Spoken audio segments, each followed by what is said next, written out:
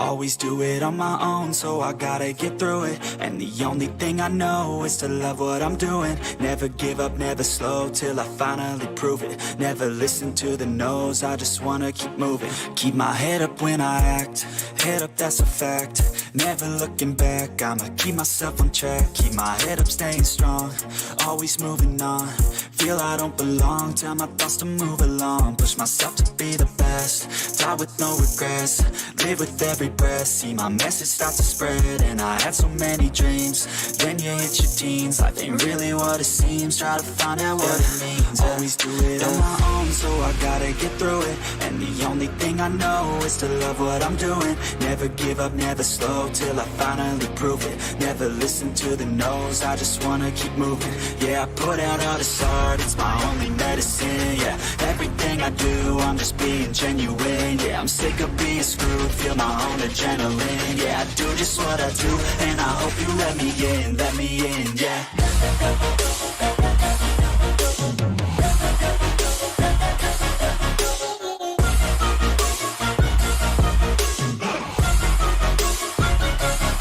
I'm grateful, oh yeah, able, oh yeah, I'm stable, oh yeah, no label, oh yeah, you know me, I have only a path, I'm lonely, but damn, I'm going to win. I don't want no fake love, I want the real stuff. Everybody listen up, cause I'll only say it once. I'm gonna show you all the path, if you want it bad. I'm gonna show you where it's at, yeah, how you can get it back. Yeah, cause I ain't never done, I'll be number one. Working hella hard until I get just what I want, yeah. Rises like the sun, yeah, fatal like a gun. Shooter's gonna shoot and I'm gonna shoot until I've won, yeah. Always do it on my own, so I gotta get through it. And the only thing I know is to love what I'm doing. Never give up, never slow, till I finally prove it. Never listen to the no's, I just wanna keep moving. Yeah, I put out all this art, it's my only medicine. Yeah, everything I do, I'm just being genuine. Yeah, I'm sick of being screwed, feel my own adrenaline. Yeah, I do just what I do, and I hope you let me in, yeah.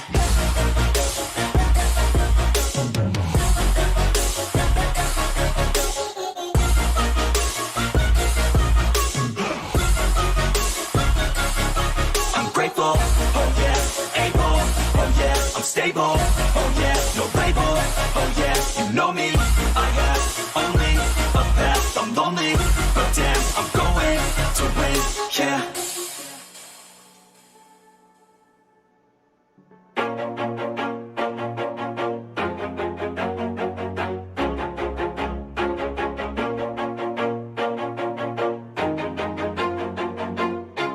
Always do it on my own, so I gotta get through it. And the only thing I know is to love what I'm doing. Never give up, never slow, till I finally prove it. Never listen to the no's, I just wanna keep moving. Keep my head up when I act, head up, that's a fact. Never looking back, I'ma keep myself on track. Keep my head up, staying strong, always moving on. Feel I don't belong, tell my thoughts to move along. Push myself to be the best, die with no regrets. Live with every breath, see my message start to spread. And I had so many dreams, then you hit your teens. Life ain't really what it seems, try to find out what it means. Always do it on my own, so I gotta get through it. And the only thing I know is to love what I'm doing. Never give up, never slow, till I finally prove it. Never listen to the no's, I just wanna keep moving. Yeah, I put out all this art, it's my only medicine. Yeah, everything I do, I'm just being genuine. Yeah, I'm sick of being screwed, feel my own adrenaline. Yeah, I do just what I do, and I hope you let me in, yeah.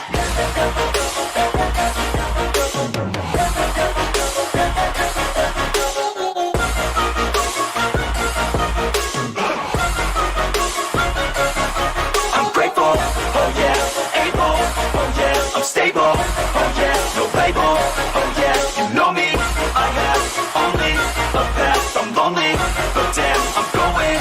I want no fake love, I want the real stuff. Everybody listen up, cause I'll only say it once. I'm gonna show you all the path, if you want it bad. I'm gonna show you where it's at, yeah, how you can get it back. Yeah, cause I ain't never done, I'll be number one.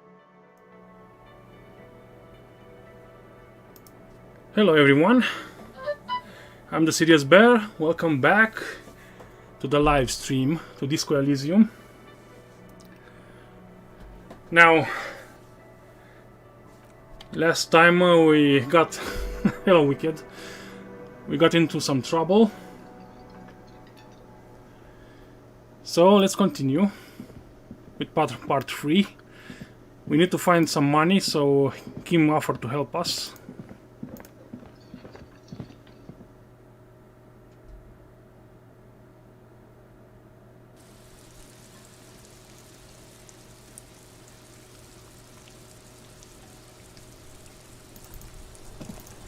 So let's go to the pawn shop.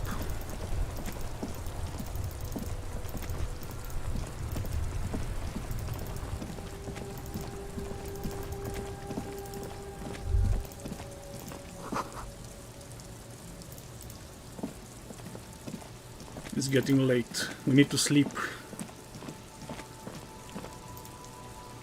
But never too late to click on items.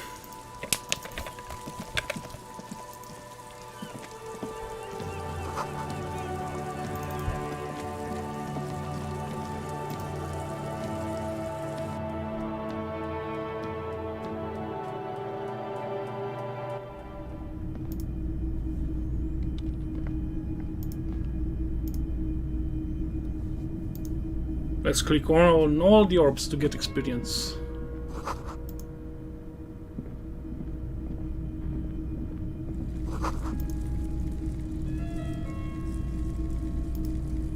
Hello Red Phoenix, welcome to the stream.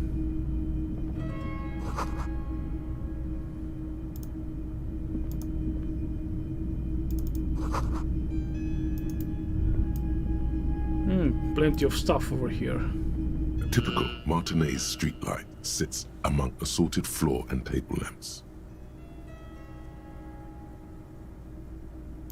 The light pole has been carefully cut, and the wiring has been redone and attached to a standard indoor plug. The light buzzes faintly, but persistently. This would make quite a statement in your living room. Really?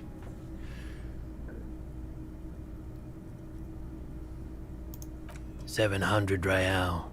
A bargain, I dare say.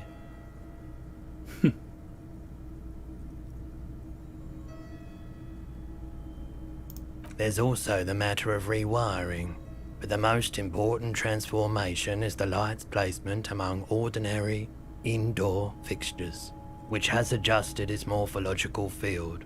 The light became suitable for use inside the home just a few days ago. Yes, officer. As you see, it's in perfect working order. It was brought to me to be altered. We are not here to investigate the theft of city property. You have to admit it's rather clever what he's done with it. Indeed.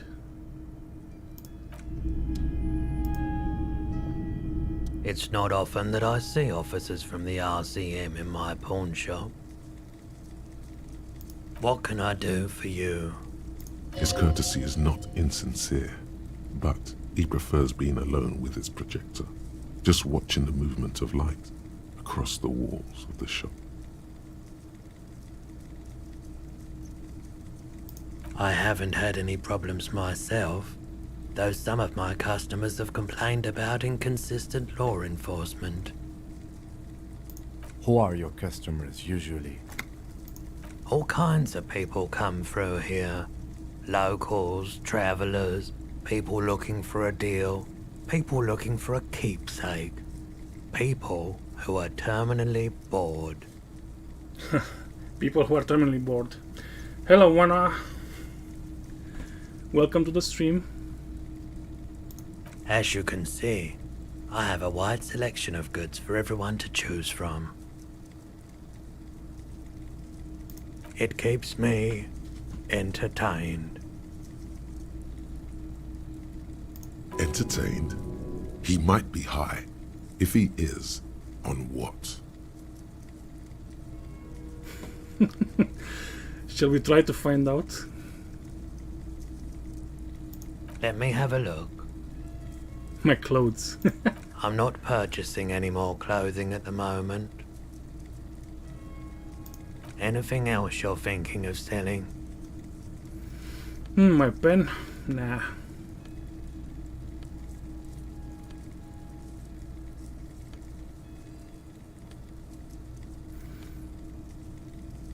A rifle.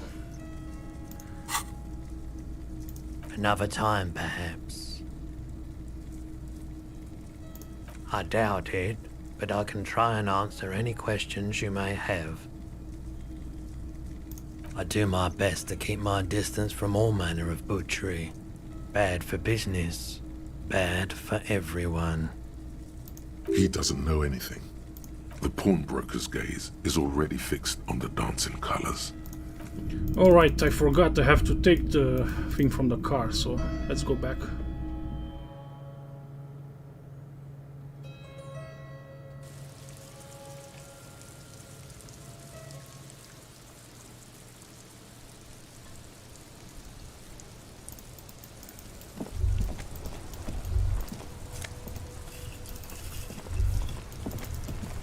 Let's go quickly to the car. Inside, you see a set of steering levers, a radio microphone. I have something here we could sell. Look in the back, in the suspect transport enclosure. Transport enclosure. Regular people just call it the cage. The cage at the back of the motor carriage looks rather uncomfortable. 4 shiny hubcaps are stacked against the seat. Their silver edges sparkle in the dark. I confiscated these 4 a little while back. We can take them to the pawn shop down by the Martinez Canal. There are spinner hubcaps, frivolous things you put on your wheels. When the wheels come to a stop, the caps keep on spinning. There's no real use for them, it's just for vanity. A couple of weeks ago, I stopped a young man for going slower than the speed of traffic. Turns out he was some coalition official's son and high. I don't know. Is it? I was going to take them into evidence, but they weren't necessary for conviction. He never asked for them back. No, that would be silly. I don't know why I kept them. It doesn't matter. I couldn't put them on this MC anyway. A cop with spinners. That would be outrageous. He totally wanted to put them on the car. Come on. He flashes a smile, barely visible in the dark. As I said, they are useless anyway. I should have remembered I have these earlier. But thank you. The lieutenant nods as you take the spinners.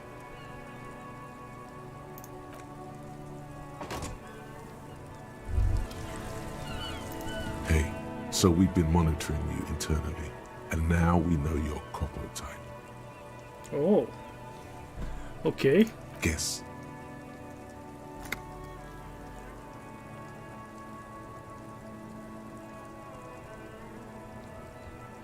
No, you're the sorry cop. The cop who's sorriest. Let's make it official then, shall we? I don't want to be the sorry cop, come on. Yes, yes. Impotent rage and lamentation. Let's wrap it up? No, you don't. Come on. You'll be back to saying sorry in 2 minutes.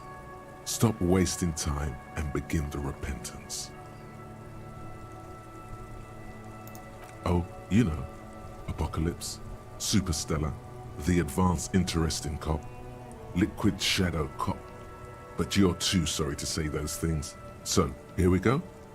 Nah. Wow. Okay. Fuck off. Maybe we were wrong about you then. I don't want to be a sorry cop, come on. Let's go and pawn these cool things Kim gave us.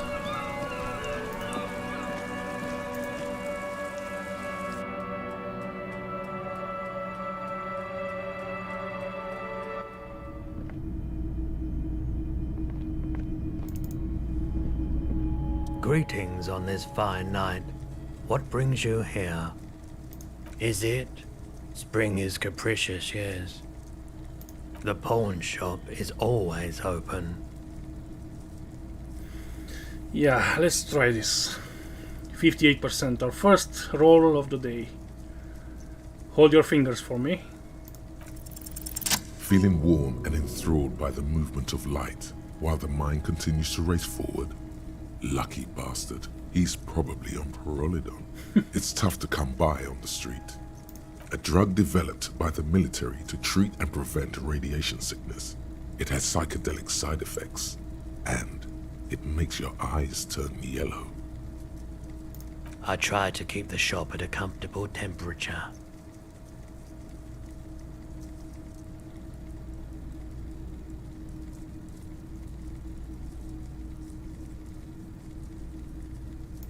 Pyrrolidon is just something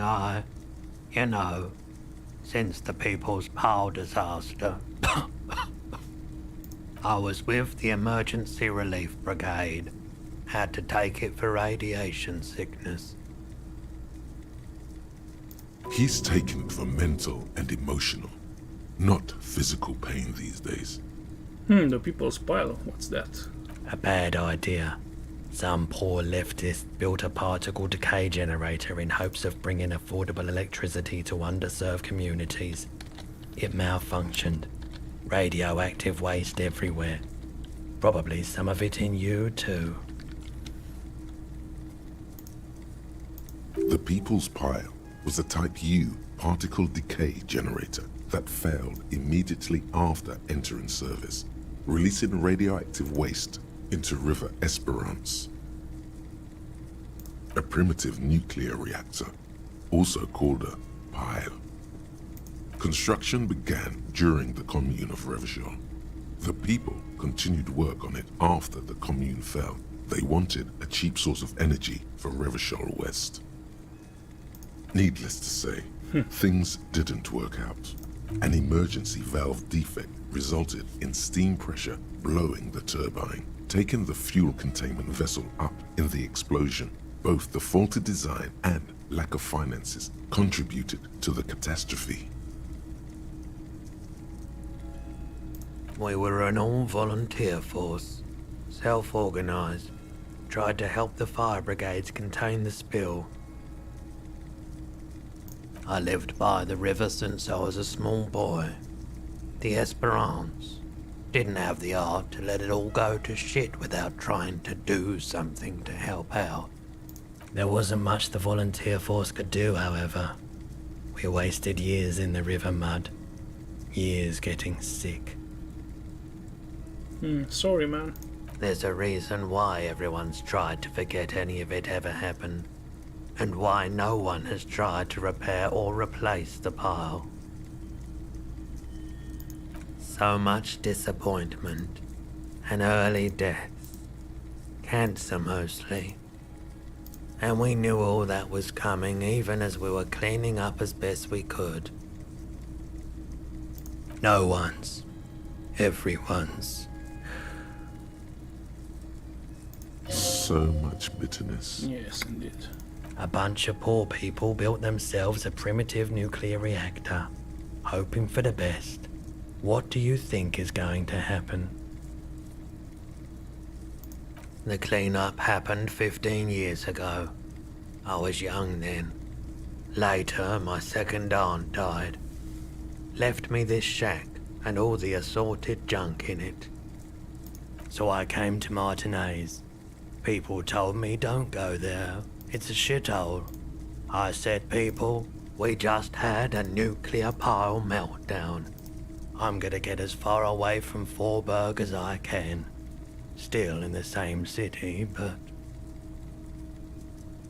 Okay, let's conclude. I like the theory more than the story.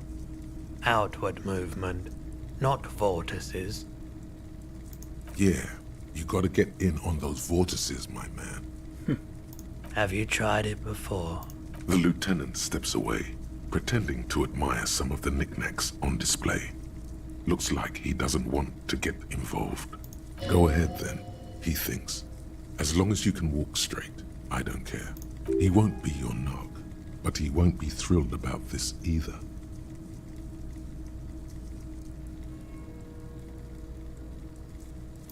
If you say so.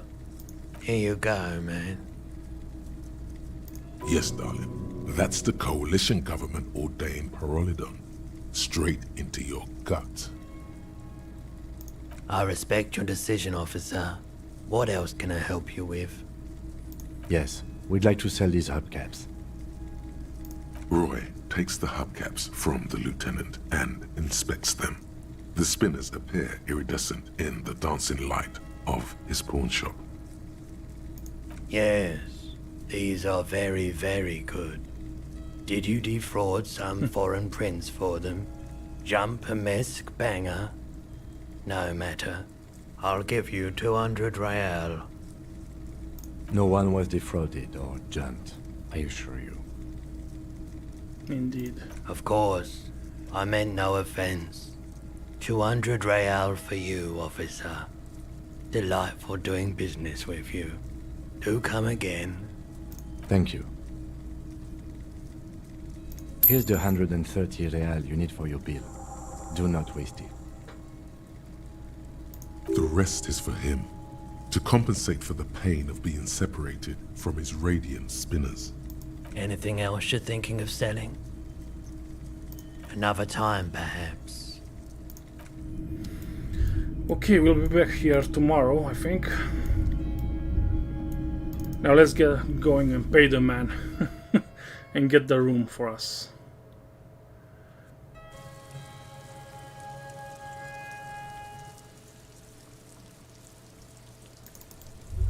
Snowing again, come on. Raining all day, snowing all day. No matter.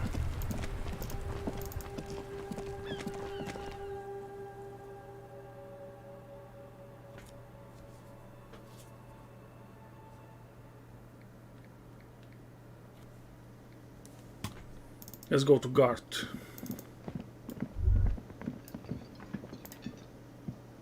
Can I help you?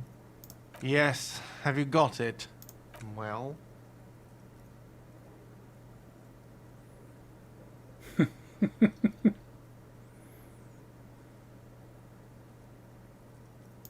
Great. Thank you, officer. That's all I wanted. Payment for services rendered. If you continue to stay here, I just ask that you please pay your nightly bill in advance starting tomorrow. I'll unlock the electronic lock to your room. All the doors lock automatically at 9 p.m. Please pay for each night in advance starting tomorrow. 20 real per night. Okay, that seems reasonable. I'll take a room here too. Of course. Always happy to have officers from the RCM as guests. Anything else I can do for you?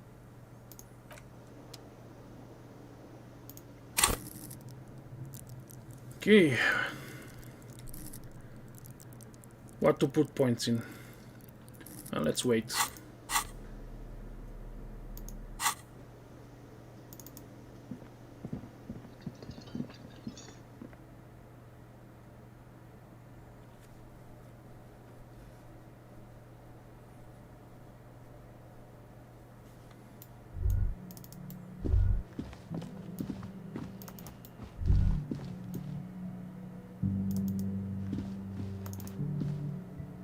This is the door to the room you redecorated.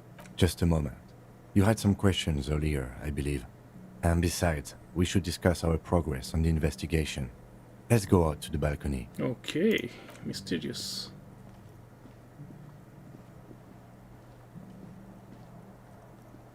The air outside is brisk. The lieutenant is silent for a moment. He listens to the traffic hum. Then, where shall we begin? We should talk about the investigation, first and foremost. But I also remember you wanting to discuss the RCM? What to ask him? What to ask him? I have a cigarette every night when I go over my notes. It's something of a ritual. Okay, ritual. oh man, he looks so devastatingly cool with that cigarette. Nah, I won't pick up smoking or drinking again. You mean this? This isn't cool. it's an unnecessary trial of will, and unhealthy. Keeping the habit within the parameters he's given himself takes a lot of focus. It would be easier to simply quit. Yes, it's been a long and eventful day. Well, we didn't even look at the body. But we performed a thorough search of the premises of the crime scene. That's great.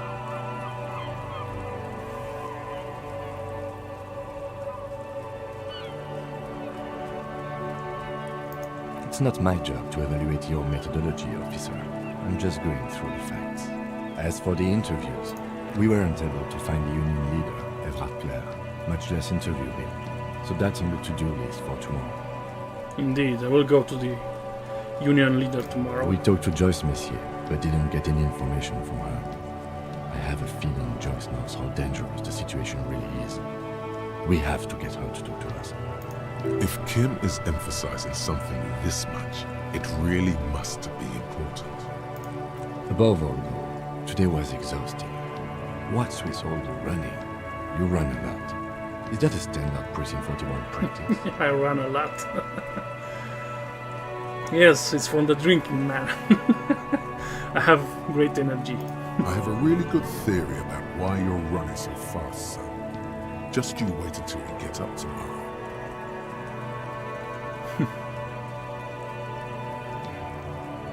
Okay.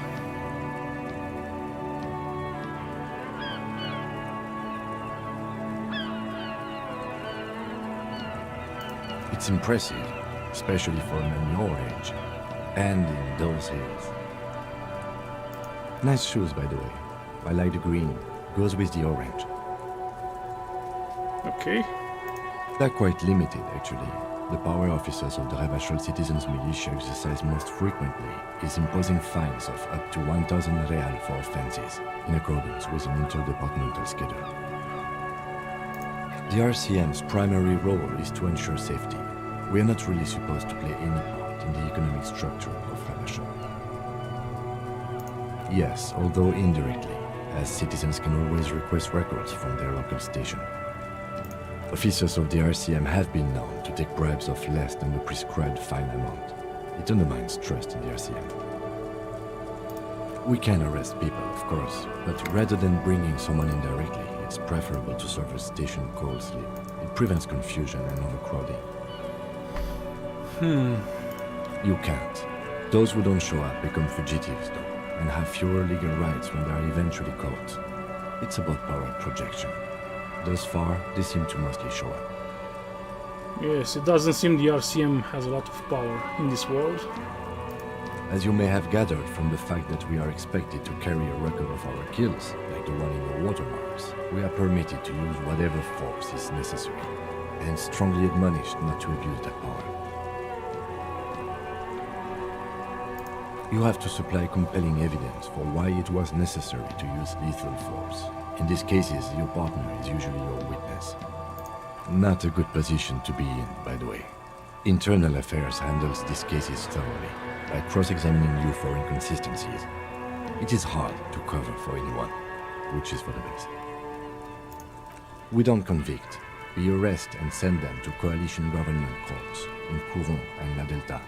The prosecution works off our testimonies and records, which is why it's paramount to keep them. Okay, let's continue. The coalition government, and the moral intern more broadly. The RCM was formed by the coalition government to restore order in the international zone after the revolution. So we did. Now we attempt to maintain that order. No more, no less. Or perhaps it is better to say we were allowed to form. It's a point of contention whether the citizens of Ravachol or the coalition government founded the RCM. Be sentimental if you like. Either way, the moral intern leases us the right to keep the peace in this city, and they will take it away if we misuse it. Yes, like I said, the RCM doesn't have much power in the city. Or if they think you do. Exactly. The Moralist International are the world's largest political organization. You know who they are. They have been running this place after the revolution failed. There are a union of center-left and center-right parties across the Real Belt. Our coalition government is just one of its many projects.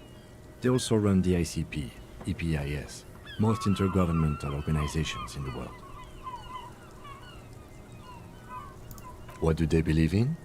They are Dolorians. They believe they continue the humanist project set forth by Her Innocence Dolores Day 4 centuries ago. Others say they are just technocrats. Those others say they continue the humanist project set forth by Dolores Day. Interesting question. It's a blue forget-me-not. Their motto is love, compassion, self-discipline. I think you can gauge what they want you to think of them from that. Something kind and usual. Something almost self-explanatory. Something ominous. Something even a little feminine, but in a strict manner. A historic figure? The author of the modern age? You will have to look elsewhere for opinions. The subject of humanism is too abstract for me. Okay, what do you think of them? The moral intern are a fact. I try not to have opinions on facts until they change. And it doesn't look like that's about to happen. Oh, I really do have an opinion of the moral intern. Do you?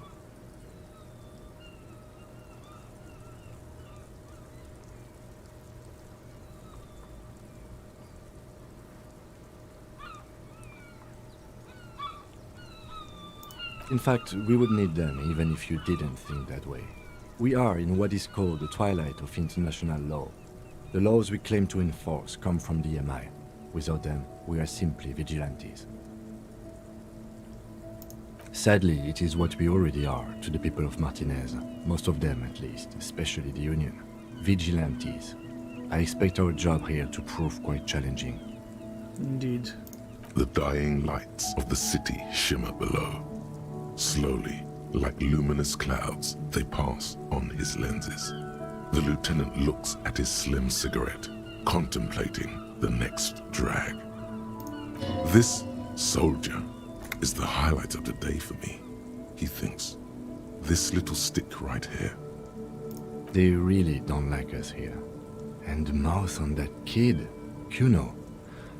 It's different in land, in Jamrock and the GRIH. It's our fault for leaving this place to the dogs, to the Union, to the company, not daring to come here more often. This place has fallen between the cracks, the jurisdictions of our two precincts. We run this city. West of the river is RCM land. Oh, really? It's incredibly hard. Human beings are... But we are in control, and it's worth it. The organization works, our systems work. If they didn't, the city would disintegrate. Yes, I hope our investigation will help improve the situation here. Me too. But I wouldn't count on any drastic changes in our lifetimes. Okay, thank you for this. Yeah, it's getting very cold now. Let's go.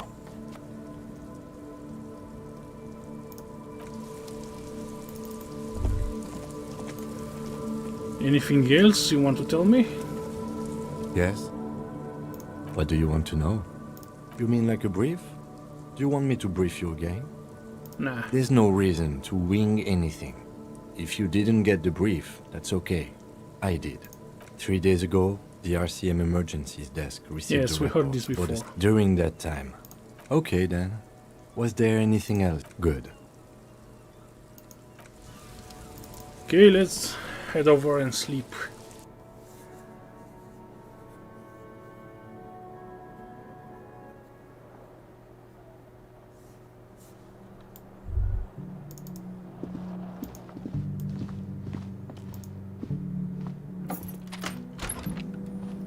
Bye, Kim.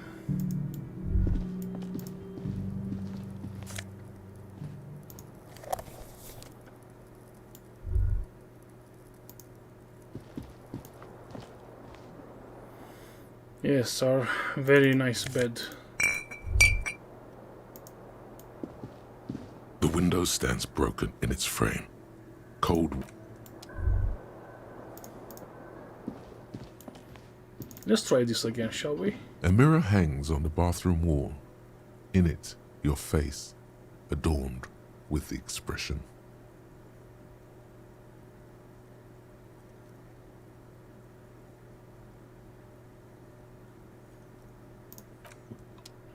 Yes, let's put on the chain cutters.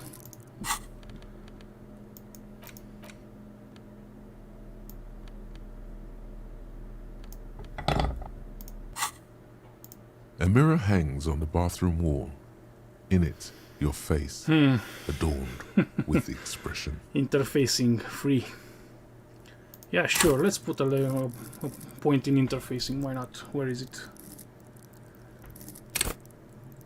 I wanted to upgrade motorics anyway.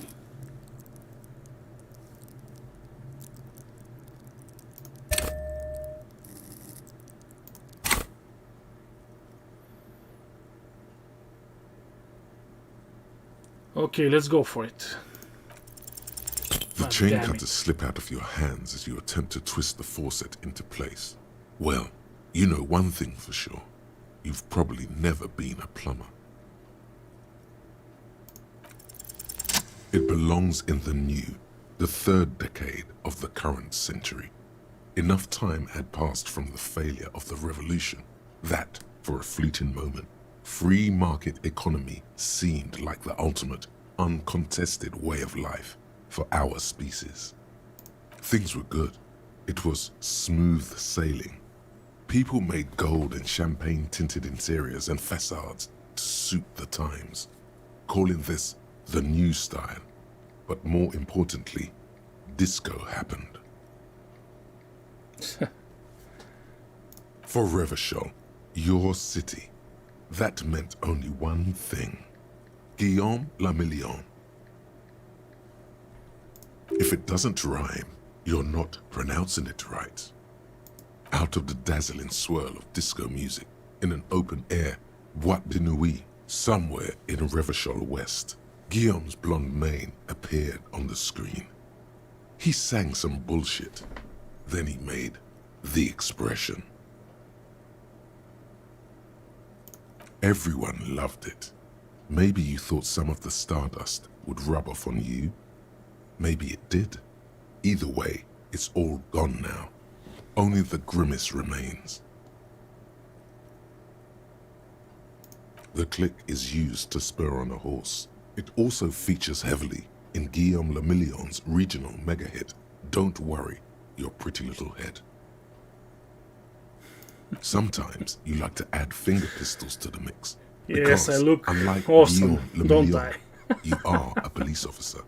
It's your nifty little way to say, I'm armed and dangerous. There is a vast ocean of time between right now and the expression. Looking good on you, or anyone. 2 decades, if the calendar is to be trusted. Humanity has run aground in that time. It's a different world now. The expression is a relic. You have some understanding of the near history of disco, plus the trivia you've picked up along the way. Episodic memory, however, remains in the dark. It may never return. You should prepare yourself for that. Okay, I guess that's it then. Hello, Eric Pro. I'm glad you made it, man. Thank you for being here. It doesn't have to be. You can swoon over Guillaume and his champagne-corked smile whenever you want to. Maybe some of the stardust will return. Yeah. With 3% chance. I'll let it be for now. Okay, let's sleep. The bed is cold and not particularly inviting, but it's yours. The sheets look awful.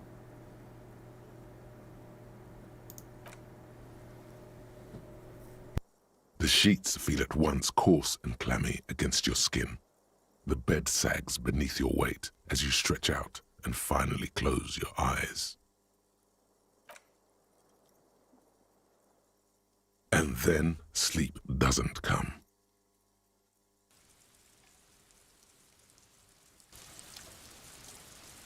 And then sleep doesn't come. Obviously, you're in bed with your eyes closed, but it's not happening. Why? I want to sleep. Maybe it's the bed's fault. Its synthetic filling has separated into hard lumps. The pillowcase smells oddly. It barely covers your toes, stretching over your soft belly. This is your body here, intimate and warm, breathing. Under your thrumming eyelids, you see a dizzying array of colors. You won't get off this carousel quite so easily. It's a little better. Colors, scenes, and half-formed phrases still litter your mind. Part of you is still trying to solve the case, isn't it? Something to do with, what was it that the lieutenant said? Union? And it's gone again. Your thoughts lost between the slowing brain waves. Okay, fall asleep now. Your breathing steadies. A great silence washes over you until your eyelids twitch in your sleep and images start forming.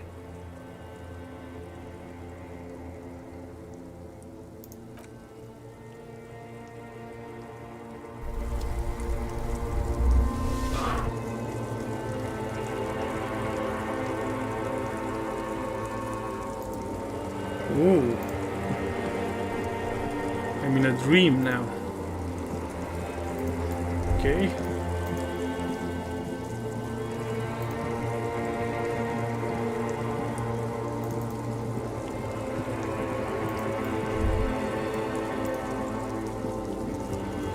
Yeah, that's me, alright.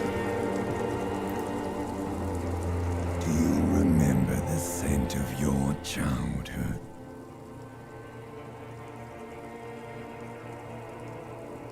What it says on the can, Harry. Answer the question.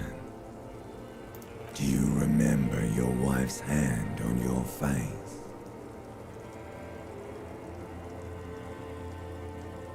That's right, funky baby. And you just stood there. One hand on the bottle and the other on your dick. Watching her go. Let it all be dragged away from you. Tell me, where are your friends? Human beings have friends, Harry boy. Where the hell are yours? Yeah, I can get it all back if I want to. No, it's gone. 3 times gone and never coming back. You failed. You failed me. You failed Elysium. No, you haven't. You're just sleep-talking. And the act is wearing thin, too. The spots on the disco ball fade around you. You'll be back in those cold snakeskins in no time. Sweating up the bed. Stinky boy. Everything. The Pale and the Isolas on the surface. The outer magnetosphere. Burning, furious truth. 8,000 years of written history. You really dropped the ball, Harry. 4.6 billion people, and you failed every single one of them. You really fucked up. You're not coming back from shit. Thrashing around in that high conductivity state of yours, bumping into things and acting like a clown? Who are you kidding? Yes, I'm trying to solve this case. You're trying to what? I can't hear you. This is just a word dream now. Jumbled up garbage. The pictures are gone. The bed rises to meet you. A thin, sleep-like state. More glass than velvet, grinding in your head. So something is wrong. Sleep shouldn't be this bad, this dry, this unnourishing. There's something wrong with your thoughts. Some kind of new type of hangover. Oh yes, party boy, and it's worse than the one before. Just think of the shit you saw. Here it comes too. So soon already. A silent alarm goes off in your head like clockwork. Barely let you sleep at all.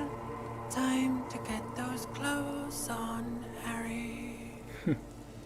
Time to go to work in the shit factory.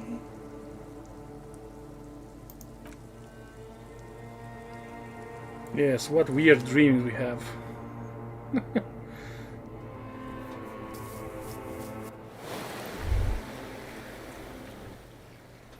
And we're up. It's day 2. Good going, buddy. I just had the most beautiful dream. Uplifting, rejuvenating. Really? Because you feel even worse this morning than you did last night. You mean, why are you so tired? Too tired and down to even think? It is worrying, isn't it? You can't be a detective like this. Detectives need to be able to think. Nah, I'm good. That's not really true. Your heart has finally pumped all the speed out of your system, Buster. Time to get some more. You're too weak to say no now. Waking up is the worst part. Maybe somewhere down the line you could decline.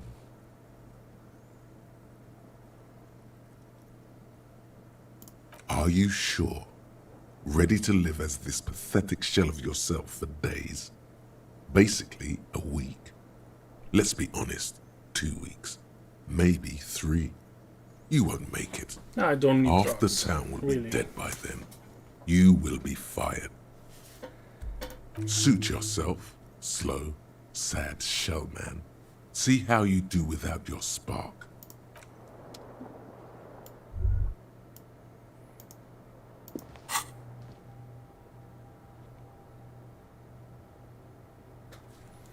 Okay, we have 71% the 15 Indo tribe. Shall we try the mirror again? A mirror hangs on the bathroom wall. Nope. In it, No chance of that happening.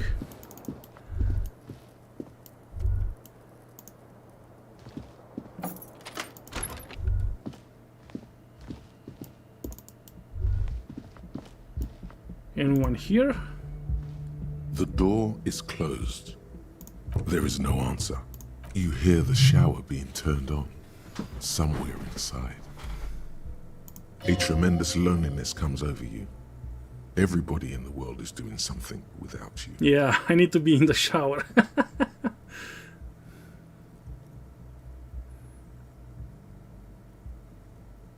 The door does not care.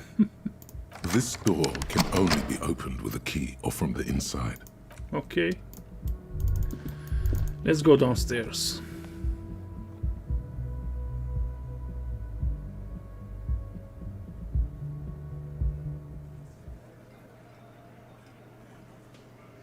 Ooh, people. New conversations, and there's Kim. He wants to talk. Morning. Looks like we can get to work at once. The union muscle turned up. They look rowdy. We should talk to them. Everything points to the dock workers union. The tracks in the mud, the circumstances in Martinez, my preliminary information. Which may, of course, all be wrong. But we still need to talk to them, and it won't be easy. I mean ungovernable. Martinez isn't exactly enthusiastic about the RCM being here. They prefer to be policed by the union. These men here. Men who drink beer for breakfast? There's talk of an armed wing of the union called the Hardy Boys, who are responsible for state policing. I think it's them. I completely forgot. Sorry, I had a rough night's sleep. It's them by the looks of it.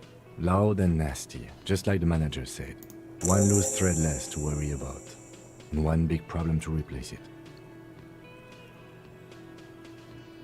That would just escalate tensions. No captain would sign off on it.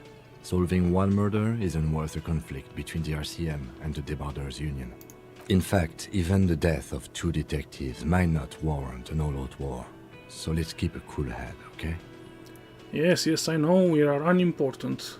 One more thing before we do. We don't have to talk to them immediately. We can walk right past them, continue with our business. But aren't you curious to know what they have to say about the murder? I am. They're in no hurry to leave.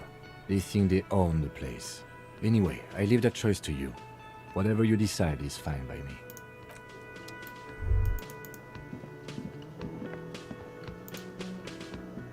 Can I help you?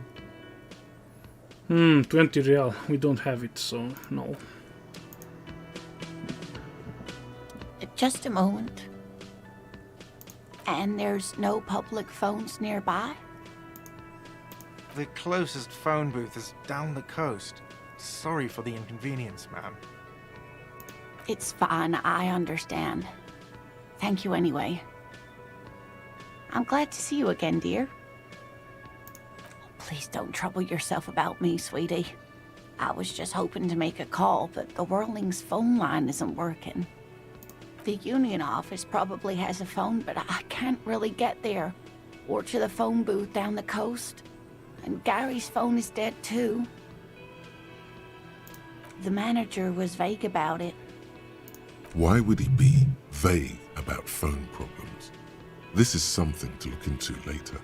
Ask God, maybe. Will do. To let the young woman who's house-sitting for us know that we may be delayed.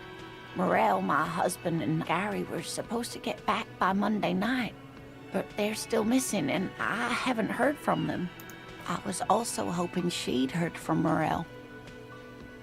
A little missing persons puzzle might just be the thing to take your mind off the hangover. That's just it. This isn't like him at all. He always plans his expeditions so carefully. You have more important things to worry about. Just some field work, sweetie. Morel is a highly trained scientist. He and his assistant Gary are studying an extremely rare species of insect. Oh, really? But they should have returned by now. They were just going down the coast across the waterlock to set a few traps. He said they'd be back on Monday. What could be keeping them? Oh, sweetie, it's nothing like that. Gary's as loyal as they come. I trust him with my husband's life any day. There's a nameless old fishing village nearby, but we've never had any trouble there before. There is a lot of crime around here, isn't there? I can't say it's the best part of town, but I wouldn't worry too much about a pair of grown men traveling together. Do it. Find her husband. This will surely lead to a cryptozoological mystery with that extremely rare insect. Okay, will do. Some fringe science is exactly what's needed right now. Spice up that vanilla murder investigation. Okay, I'll help you find your husband. Are you sure we have time to go chasing after bug hunters just now? I did suggest we play it cool, but...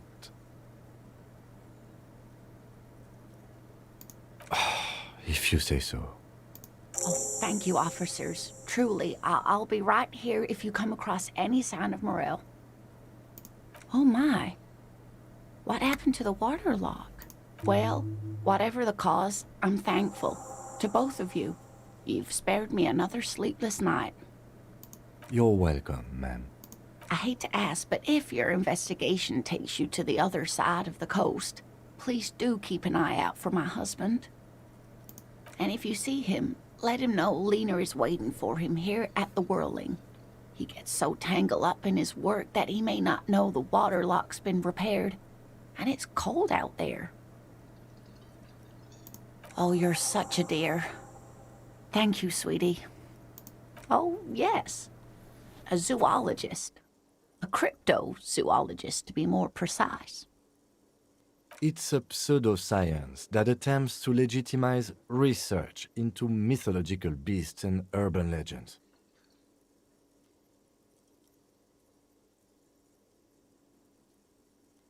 That's one opinion, yes. And people are entitled to their opinions. My apologies, ma'am. I did not mean to undermine your hobby. It's not a hobby, dear. It's a subfield of zoology, one specializing in animal species that are so exceedingly rare that many assume them to be extinct or even fictitious. Searching for such species called cryptids is difficult and often thankless, and frankly, many scientists are too lazy to do it. Universities these days are rarely interested in supporting real research. The quality of research at Revacholian universities has been on the decline, but you doubt there was ever a time when cryptozoology was embraced by the academic elite. Okay. I want to know more about Morel. Oh dear, I'm not sure where to begin.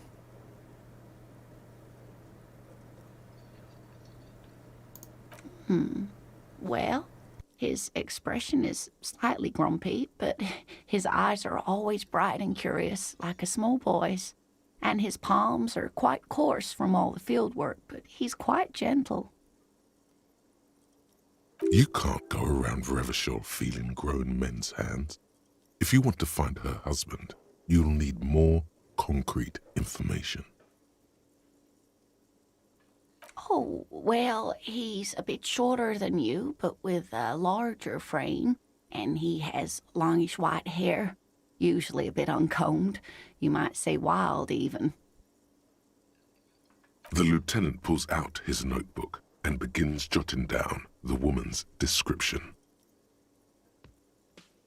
One other thing, he'll likely have all kinds of field gear on him, even if he's not out in the reeds, you know, just in case. We'll be celebrating our 16th anniversary this autumn. Not the most numerically satisfying anniversary, but I like the less obvious milestones even more somehow. Via dating agency, I'm ashamed to say. I was looking to get back into the scene after recovering from my accident, and he'd just divorced. We hit it off, and, well, here we are.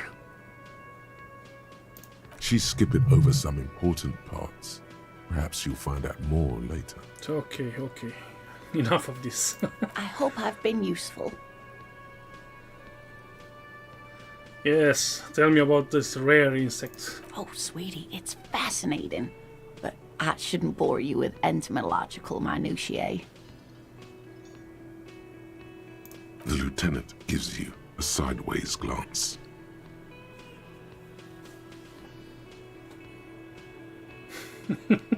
Well, it's a phasmid, technically, but... Phasmid? What's a phasmid? Ah yes, Phasmatodia, a diverse group of insects whose bodies resemble twigs, leaves, that sort of thing. Ghost insects, colloquially. Oh yeah, here comes the interesting. Where other phasmids imitate sticks or leaves, this one's a living reed. It disguises itself among the reeds here on the Insulindian coast. Hence its name, the Insulindian phasmid. Perhaps you'll end up co-discovering the phasmid with us, officers. I knew it. We're gonna be chasing made-up insects with cryptozoologists. Kim, come on, it's nature, man. It's not made up, officer. I can assure you. It's simply elusive, so much so that most establishment zoologists doubt it exists at all.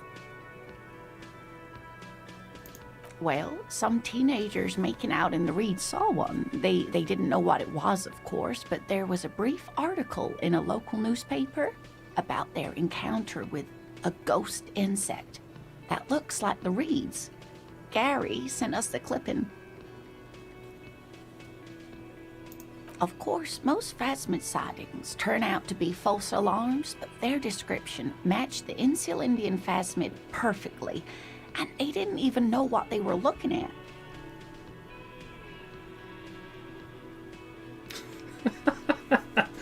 Yes, wicked game. Chasing ghost insects. That's the best detective work. Is it dangerous? Not at all. Why else would it hide itself so carefully? Okay, is it valuable? Oh, I doubt it. No one gets into cryptozoology for the money, sweetie. Does it have cool powers? Yes, it can blend in almost perfectly among the reeds. It's how it stayed hidden all these years. Centuries even. Okay, what's so special about this stick bug then? Oh dear. I'm afraid I'm not explaining this very well. It is very special. Morel can explain it all much better. I wish you could hear him describe it. Then you'd understand, I'm sure. Okay. We have another white check. 58%. Wish me luck. There's really no point in manipulating anyone. She'd be only too pleased to tell you about her work. Go on and ask. Oh, I'd be delighted. Truth be told, I could really use the company too. One cryptid, not a couple. One. This won't turn into some kind of cryptid extravaganza. Cryptid extravaganza. He nods and assumes a waiting posture. Cryptids, cryptids. Let's hear about all the interesting cryptids. Ooh, tough choice there. That would be the giant of Kokonur. The giant lives in the most arid parts of the vast Kokonur Desert in South Samara, casting a strange light across the barren wastes. A mirage or a psychogenous luminance. No one knows for sure. It is like an awful mountain appearing from below the horizon and expanding to cover almost a third of your field of vision. The towering luminosity of Kokonur is a bad omen in local folklore. Some say it's a fata morgana, others, fate unimaginable. Hui. No animal can be that large. It's a mirage. That's what makes it so peculiar. A species surviving at the very limits of scientific law. The giant of Kokonur must be the largest animal the planet can support. There are limits, you see, to how large a metabolism an ecosystem can beget. Some say a gravity anomaly below the Kokonur Desert might allow the creature to grow to these gargantuan sizes. This is pretty unbelievable, but okay, sure. Great. This is great shit. You need more. Gravity anomaly? Digging it. Digging this parascientific stuff right here. Hey, you promised you'd only ask about one cryptid. The lieutenant pauses, thoughtfully. Ah, fuck it. Let's have more cryptids. Fuck it. Sure thing, Kim. Well, the smallest cryptid is the Cryobacter catlensis, a unicellular bacterium. It was discovered in one of the northernmost points of Katla on the Boreal Plateau by renowned geologist Caitlin Mijanou some 70 years ago. The bacterial colony Mijanou found had remained alive while frozen in ice for longer than anyone could reliably estimate, certainly from before recorded history. Mijanou disappeared shortly after injecting herself with the bacteria she had brought back to study, no doubt in hopes of prolonging her own life. Yes, the bacteria had survived in the ice since times immemorial. is not hard to see where she could have gotten the idea. It's actually a little hard to see. But do go on. Okay, I hope I'm not boring you guys. Please tell me if I do. There's a lot of talking in this game, as expected. Yes, and she's quite mad too. After she treated herself with the bacteria, she stopped aging, but also became increasingly eccentric and irascible, so that even her oldest friends were forced to pull away. We can assume that she has been living somewhere in the wilderness for decades now, all alone except for the Cryobacter catlensis coursing through her bloodstream. The gnome of Jeroma. Oh, yes. None of its victims survived. Grieving relatives never even found their bodies because the gnome's venom dissolved organic tissue. It was reportedly a small creature with webbed fingers and a protruding forehead, and an ungainly little thing. Quite scary to look at. A couple of campers found it when it was already dying. They heard an odd wailing in the woods and followed the sound. They were scared and wrapped it in tarpaulin to suffocate it. It still took the gnome of Jeroma an entire day to die. Nasty stuff. If the body of the creature was found, why aren't there detailed illustrations of it in science textbooks, confirming the existence of this very little species?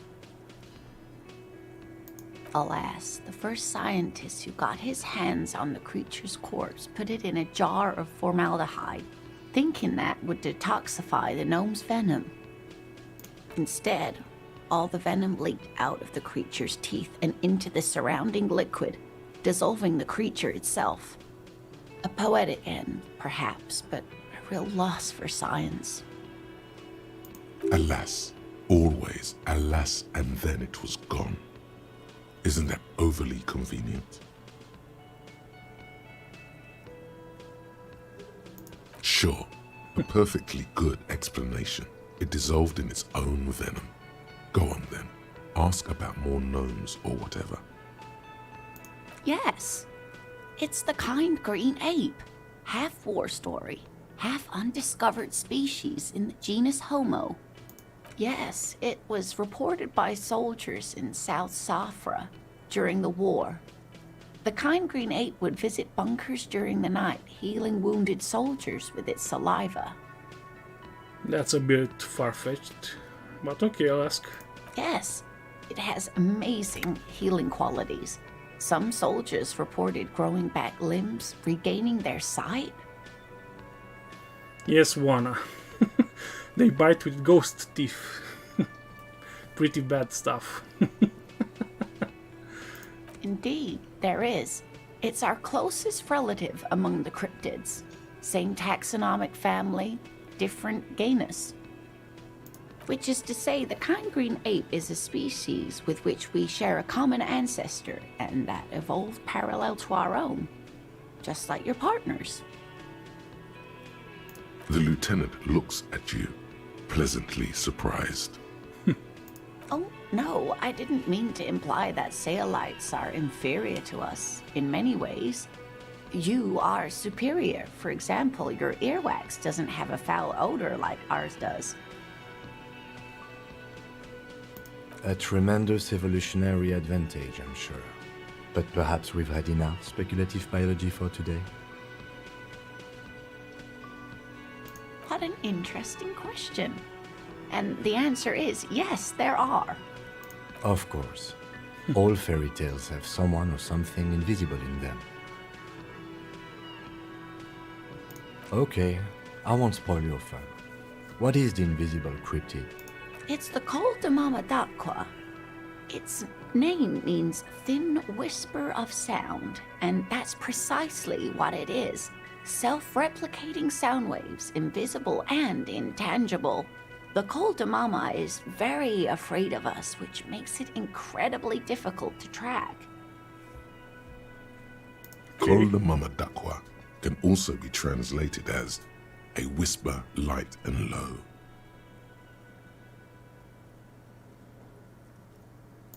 Yes, that's another translation. They're both quite lovely, aren't they?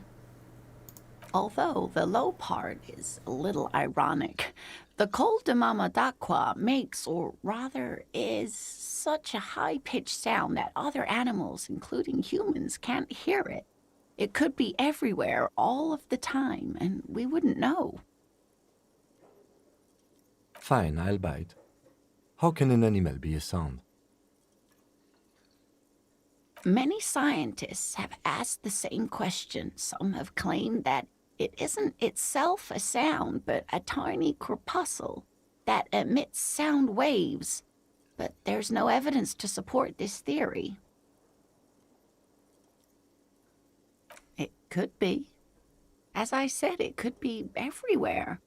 And we wouldn't know any better. It could be ringing all the days of our lives and nights. Plenty. It's the evidence that led to its discovery. In the 1920s, a group of Areopagite ornithologists, that is, scientists who study birds, were trying out a new recording technology for capturing sounds outside the range of human hearing. When playing back recordings they had made in the foothills of the Ea mountain range, they noticed certain anomalies, patterns that seemed random at first, but on closer examination were consistent with the waveforms of songbirds. The scientists soon discovered they could track and even predict what appeared to be feeding, mating, and migration patterns based on sound waves in a strictly delimited range of ultrasonic frequencies, even higher than those of the highest pitched bat calls.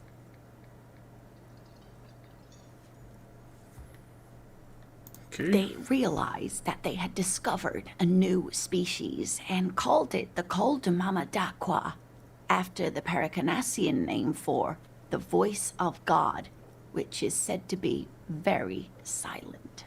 Col de Mamadaqua. What a beautiful name. They grew quite obsessed with these little birds. Even though they couldn't see them, they could distinguish among individual birds and even began to name some of them. Sequester, Time, Joscan, those are but some of the Mamadaqua they followed individually. That is a sad story. A group of university students assisting with the field work in their enthusiasm for the project, and no doubt because they were preoccupied with impressing their professors, nearly drove it to extinction. They tried to communicate with it and had no other means but sound. So they started sending out sound waves at frequencies they thought might match the Mamadaquas. And what happens when a sound wave meets another sound wave of the same frequency, dear? Psst. They cancel each other out. Yeah, thank you, Encyclopedia. Exactly. And these tests were performed so recklessly that when they happened upon the right frequency, well, they wiped out most of the population. After that, the corpuscle appears to have migrated elsewhere. There have been recordings of anomalies similar to those spotted in Ea, but they've been few and far between. It's impossible to confirm the presence of any stable Col de Mamadaqua population anywhere. Of course, a common thread in these. Disappearance and unfalsifiability. I like the story, though, man. I'm glad you did, dear. Okay, finally. What about what? I'm glad you like them, but I'm not really one to tell you about all of them. You should ask my husband if you get the chance. He's the real expert. You know, to hell with it. Let's have more cryptids. Of course, officers. Nah. Is there a particular cryptid you two are interested in learning about? I'm glad you like them. Okay, we can finally move on. Can I help you? Another thing. Great. I love those. Oh, yes, that door. Sure.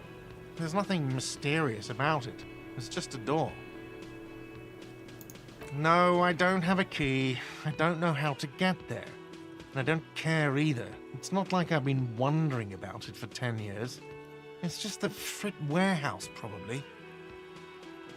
Or some boring storage space with a bunch of old junk and dust. Junk and dust. He's attempting to maintain an air of indifference. It's absolutely not convincing. Fine, okay, a little. But my job doesn't leave me time for wondering about one locked door in one of the cafeterias I manage. So, I haven't opened it. I have cleaned the whole place 100 times over, though, after the animals. And I haven't found a key, so good luck with that. Yes, and the phone company is taking its sweet time sending someone to fix it. Losers. Yes, that's pretty strange. It's not strange, it's inconvenient. Who told you that? Fine, yeah, it looked like someone had messed with the wiring. It was shortly after the hanging, but I don't know if it's at all related. Plenty of assholes around here who aren't murderers. If you do find out who cut the line, though, let me know so I can forward them the repair bill.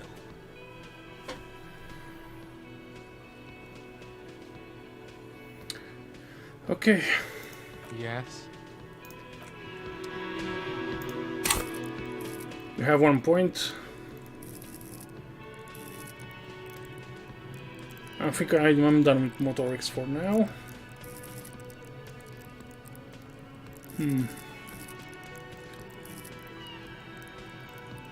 Yes, let's go into visual calculus for this point.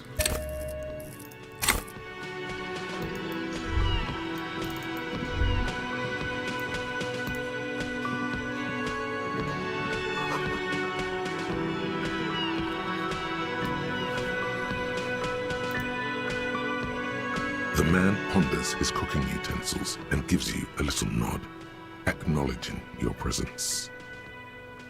He looks up at you, then looks away quickly, shrugging and muttering something to himself. Shrugging is an international sign for, no, I don't know what's behind that door. Okay, let's move on. It's time to talk with these great people here.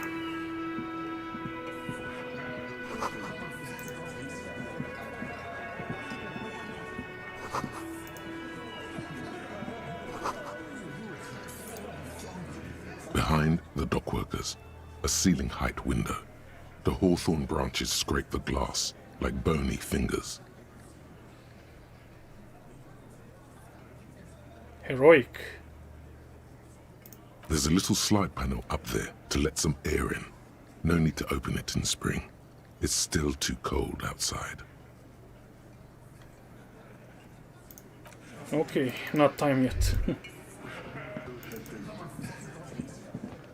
Let me handle this. Detective disorientated. Are you still wondering where you are? This is Martinez, in case you've forgotten. I advise you not to overstay your welcome. Not very welcoming. Her entire character has shifted. This young woman is cold as ice. That's right. I am not a gardener. I'm a legal counselor for the Dock Workers Union. So let's get to it. You're looking for Titus Hardy? You think he has information that will help you? Maybe he does. That's Titus. Talk to him. But know this. I'll be keeping an eye on you. No strong arming. Nothing official. The District of Martinez does not recognize your authority to make arrests. It doesn't matter if you recognize our authority. We will make an arrest. if we have to. She says nothing. Her glare speaks for her. Okay, what's your role in all this? Like I already told you, I'm a legal counselor. Do you have hearing problems? What you want is of no significance, officer. Don't test your authority. In Martinez, you are no one. What are we going to do to you? The union isn't going to do anything to you. It is not a crime syndicate. It is a labor organization. Sure it is. Goddamn right it is. If anything, it is the RCM who do things to people. But we digress. Aggressive, you make your living enforcing violence. These people are just dock workers. So you were spying on us, and now you represent murder suspects. Just dock workers. Listen, you moral intern lackeys. You're a mob, enforcing the unlawful privatization of Revachol. 20 fat men in the Occident are stealing it all, and you're their bodyguards. Fuck yeah. So ask what you came to ask, or get back to your commanders.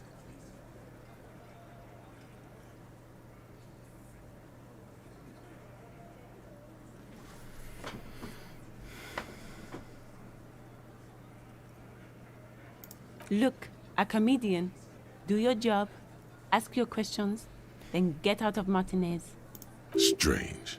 It's as if people don't believe a cop could be a socialist revolutionary. Okay, wish me luck. I think I'll need it talking to this guy. This is where you say your bit. Detective.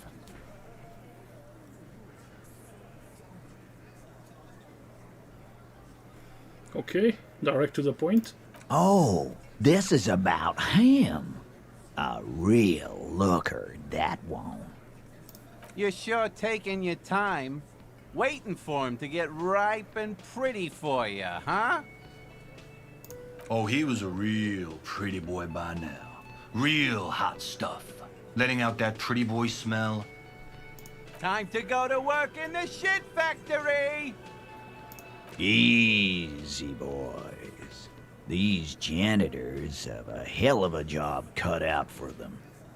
I mean, I wouldn't go in there for $1 million. You might want to start asking your questions now. It's not going to get better than this. Do a head count first. Connect these men to the tracks you saw in the yard. Chances are they're going to match. Starting from the right, boot size 44, blonde man, in his 30s, overbearingly masculine. Sitting on his right, standard working boots, size 45 or 46, eldest in the room, probably mid-50s, smoker, quiet. Across at the other table, hobnailed working boots, size 43, gang tattoos, Mesk or Sarah Mauritian, in his late 30s, early 40s. He spent his youth in Villa Labos, a housing project in the Jamrock Quarter. There were incarcerations, hard to say what else. The ink is fading.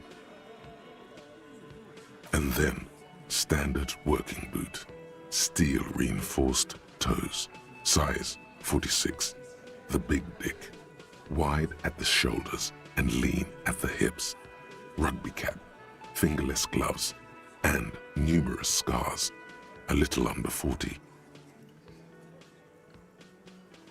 The emblem on his vest says Rowing Club. A little patch below it reads T. Hardy, Captain. Okay, so here's the leader. In the far corner, standard working boot, steel reinforced toes, size 44, 40-something, non-alcoholic beverage in hand. You squint. Is that a Plectrum? On his neck. Forget it. It's not important. Let's call this one the musician. Size 41, with the light step. Not a child, after all. An older man with a rat face, mean, watery eyes, and 2 front teeth missing. In the middle, heaving and wheezing. Big guy, boot size 46, deep marks, probably carried the victim over. He alone is 130 kilos. Add the man in armor, and you could easily exceed 220. In conclusion, these 7 are the actors on the crime scene. The footprints were theirs, but there's a discrepancy. Yes, right to the point. Great work. Exactly. You've stood there for about 4 seconds, not saying anything. Hit them with questions. Where's the 8th Hardy? The fuck is with you, fella?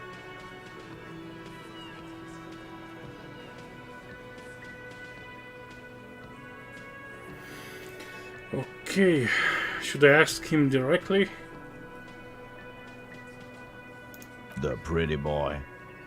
You guys really love talking about that pretty boy.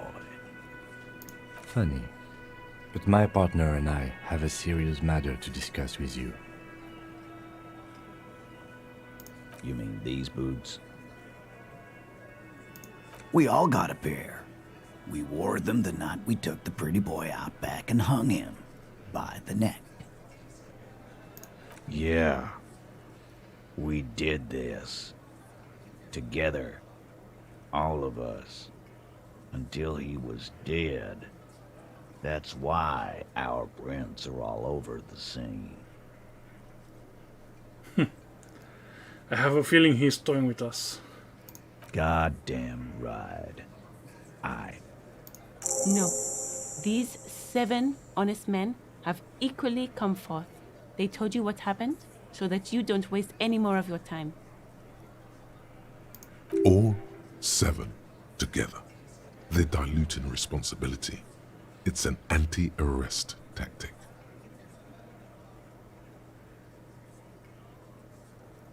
How many people have you sent to the Shays? Ever felt remorse for them? Chaise électrique is the method of capital punishment in Revachol under the Coalition.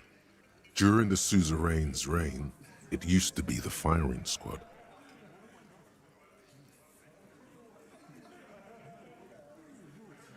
Or send them to Reunion to rot. For 20 years. For life. The River Esperance Correctional Facility, a military prison run by the Coalition, dubbed Reunion by the inmates. The origin of the name is unknown.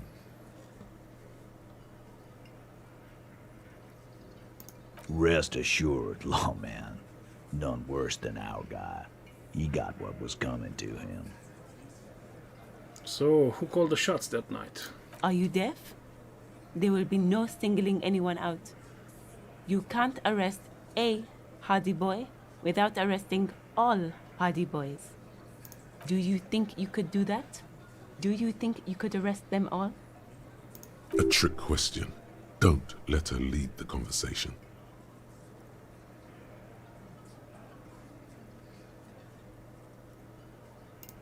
Who do you fucking think does?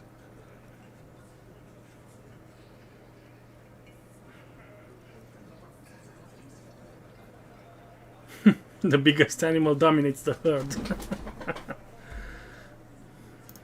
That's right, asshole. Titus Hardy runs the Hardy Boys. Ain't that so, fellas? I think you got your answer, Mr. Law. No.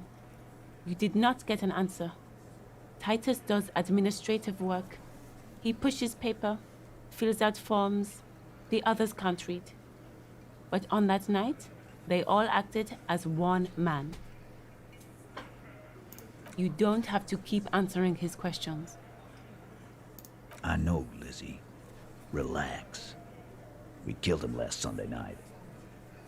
Seemed like a good way to end the week. Known him? We don't associate with scum like that, asshole. Yeah! Who do you think we are? Quiet. He came around about 3 weeks ago when that Pines cow first sailed into town. Happy?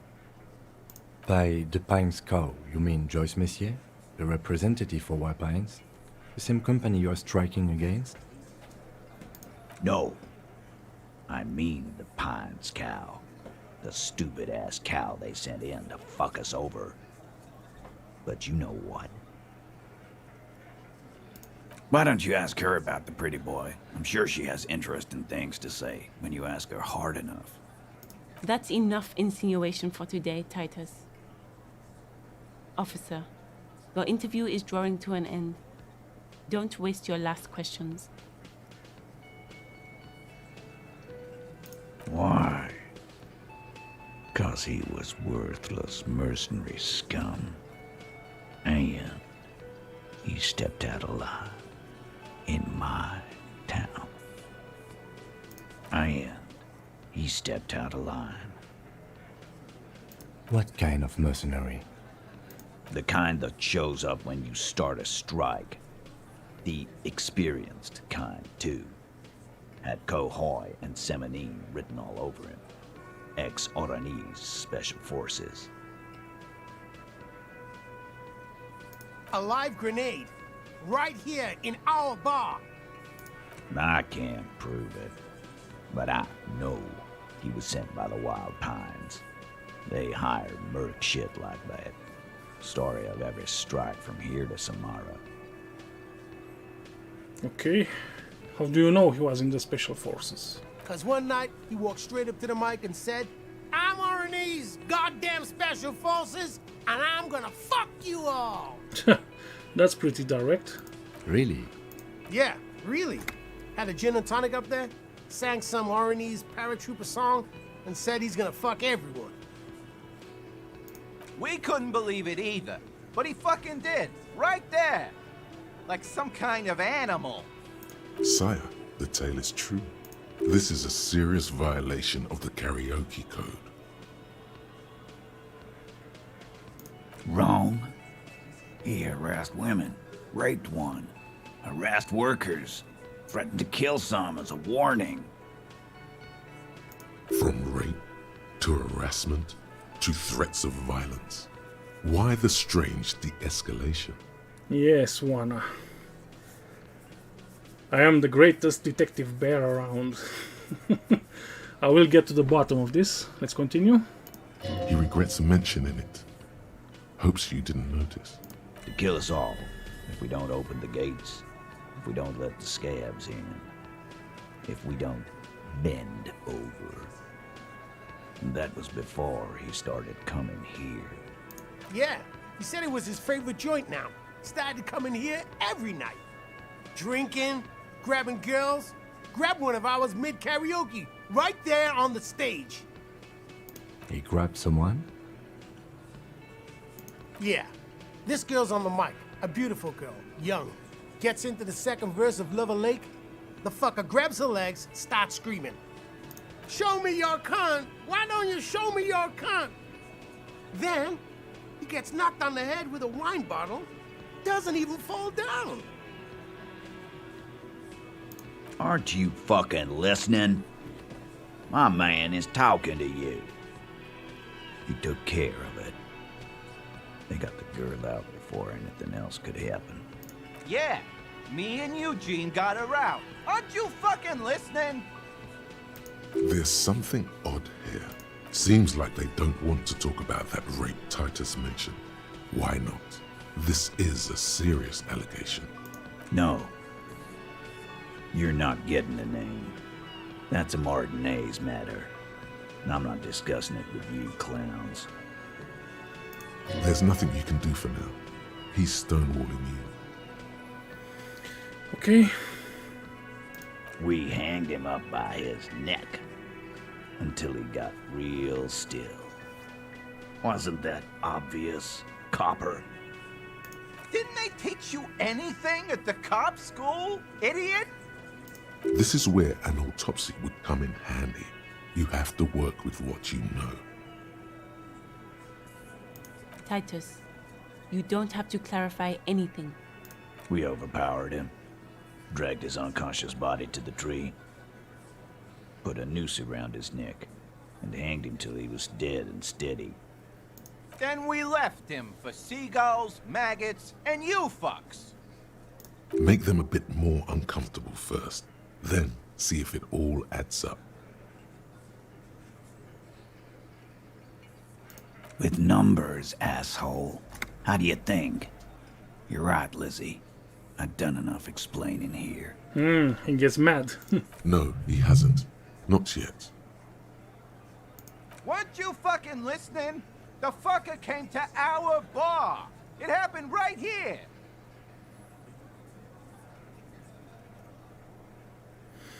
This is a red check. I want more chances. I won't get into it right now. Like what, Copper? Yeah, lawman. Why don't you?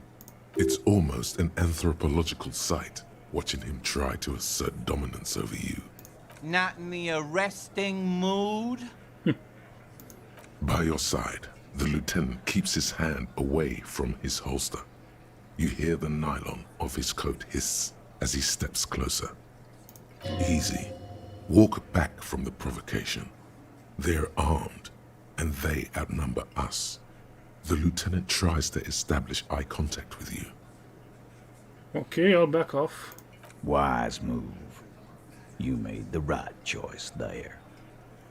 Now make another one, and get the fuck out of our booth. We're not gonna do this again. Nothing. Your investigation here is done. Leave Martinez, go back to your stations where you belong. I think we're going to stick around, thanks. Some things don't add up here, Titus. I've done this job for long enough to know that people don't just confess to first-degree murder. Even if it is a group responsibility, we're going to look into this. Good luck with that. You've heard everything a rent-a-cop is gonna hear from us. Real law officials. You're lucky you didn't get a beating.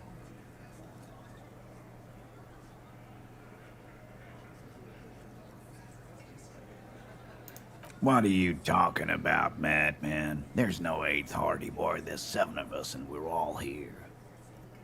Or what? You want to be the 8th Hardy Boy? We ain't hiring. Actually, boss, we've been talking and we think she could maybe... Shut the fuck up, Glenn! I do the talking here. Now what the fuck do you want, cop? It has to be good, if he won't let you pursue it. Looks like the lieutenant thinks so too. So let me get this straight. There is an 8th Hardy Boy. It's a she, and you don't like us talking about her? That's right. We're not talking about this. This is a private Hardy Boys matter. Nothing to do with your shit. End. You're not cops here. Don't go digging around if you don't want a bullet in the back of your head. I'm watching you. Yes, it seems he can really threaten us. Good. We are all watching each other. Officer, your question. There's no point in pushing it further, he thinks. This is already a victory. We'll learn more about this 8th Hardy sooner or later. Godly. Again, just get the dead guy's autograph, since you're his biggest fan. Good one, Titus. Okay. About fucking time. Okay. We're done with the interview. The 15th Indo tribe. Because there was. The 15th Indo tribe was comprised of 8 kids from Forberg and North Jamrock, running from wild dogs in the valley, hiding scents under rocks, and stealing clothes off clotheslines, and sometimes even the copper wiring of phone lines. You may have been one of them, This must be a childhood memory.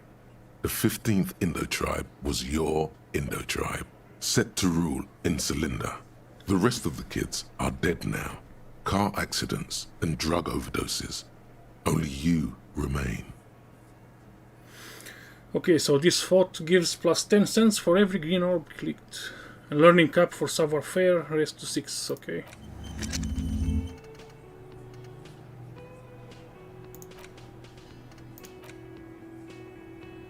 We don't have enough skill points to unlock. Another thought. Okay, let's get out of here.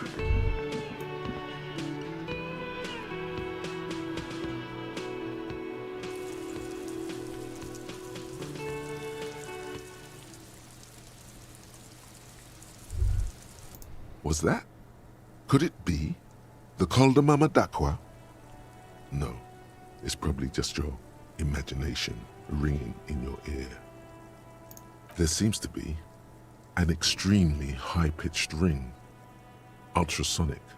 Lena said it was very high-pitched, right? It's like something tickles your ear. Lena also said that it couldn't be heard by any other animal, including humans. What you're hearing must just be a regular bird. No, I don't hear the Koldomama Dakwa, and neither do you. This guy is a born skeptic. Of course he doesn't. He's deaf. There it is again. You're about to rediscover a long-lost species. It must be very close. Maybe, just maybe, it will come toward you. Oh no. The sound. It's moving away. Somewhere over there. Go after it. No. Too late. It's gone. There is no ringing anymore. Just the sound of the streets. Keep your ears peeled, then. If the species really has migrated to Martinez, you're sure to hear it again. Okay.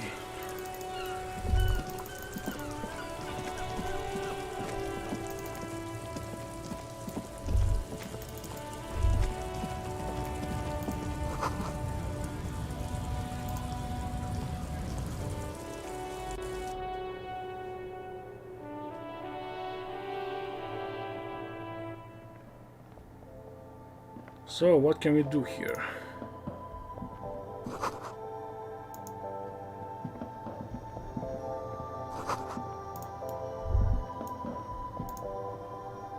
Welcome to Frit. Feel free to look around or something. Everything is out on the shelves. What's that magazine she's reading? You mean this? This is Pop Stars. It's got, like, famous people in it. It's not for sale. Looks like it also has something called Police de la Mode, featured on page 34. This speaks to you.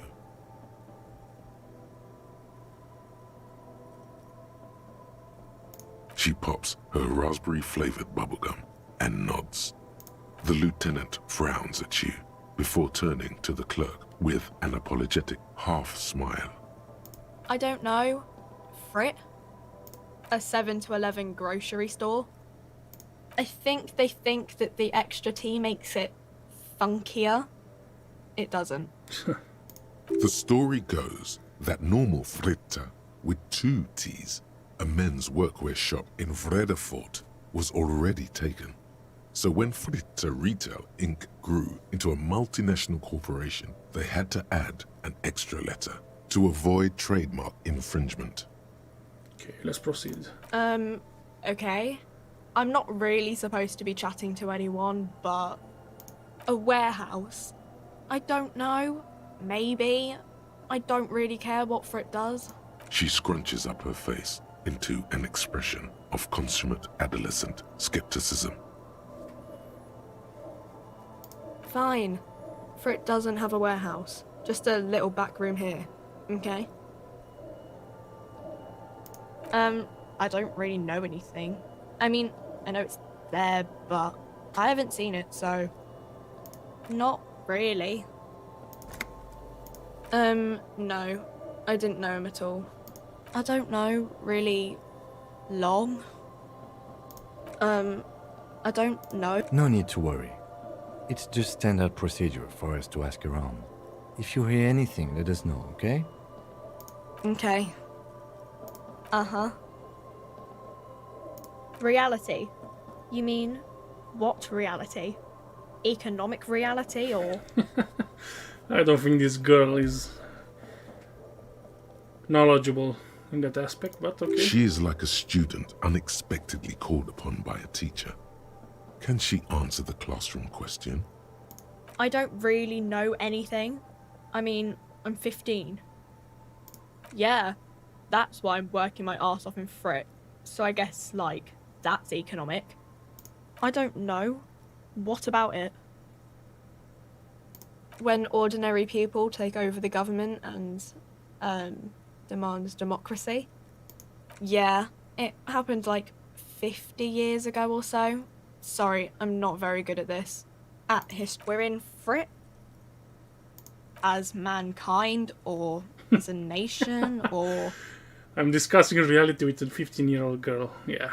What will her essay prompt be? We're in a transition. You know, transitioning from, monarchy to democracy, all that stuff. I don't know. Look at the clock. It's right behind you on the wall. The clock shows the time at 10:09. The hands seem to be still. It's apparent the clock doesn't work. Our government? Or do you mean something else? Sorry, I really need to finish this article. Cool. Okay.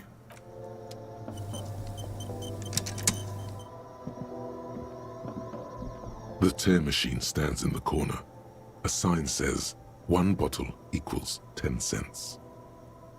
Your bottles clunk into the machine, and the money appears with a satisfying jingle. You're a richer man now. Oh yeah, richer. 90 cents. Do you know what you should do with that money, kiddo? You should buy more alcohol. Enter the endless cycle of consumption.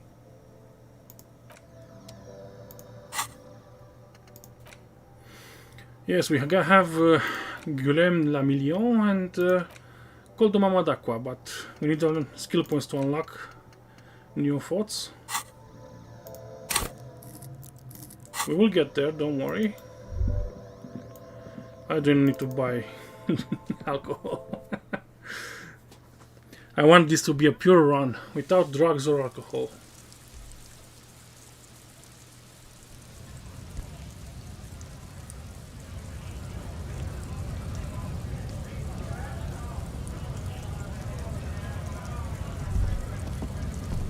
Okay, let's head on, see what's going on here.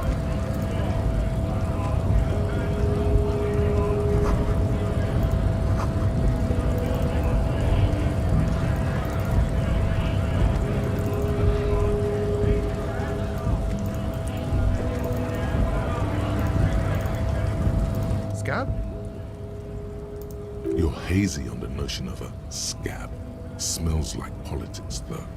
Maybe it's got something to do with the flask he reaches for from time to time. Good one, officer. Don't worry. We here have solidarity with the RCM. Imagine, you cops going on a strike, but then another cop comes in and says, let us cop for less money. Speaking of, what brings the RCM here, to the Wild North? Come to see the strife? Sure thing, my friend. I can help you out. Okay, let's catch the coins. The coin narrowly slips by your outstretched fingers and falls to the ground. Oh, I'm sorry. Didn't mean to throw it like that. It's a thing we harbor folk do, passing around cargo and such. Was not meant as provocation or ridicule. Lieutenant Kitsuragi picks up the coin and hands it to you. Right, always glad to help out the RCM. We're on the same branch, you and I. Humans, I mean, not slithering scabs. Murder, huh? That sounds like a lot of hard work. You'd never see me investigating a murder.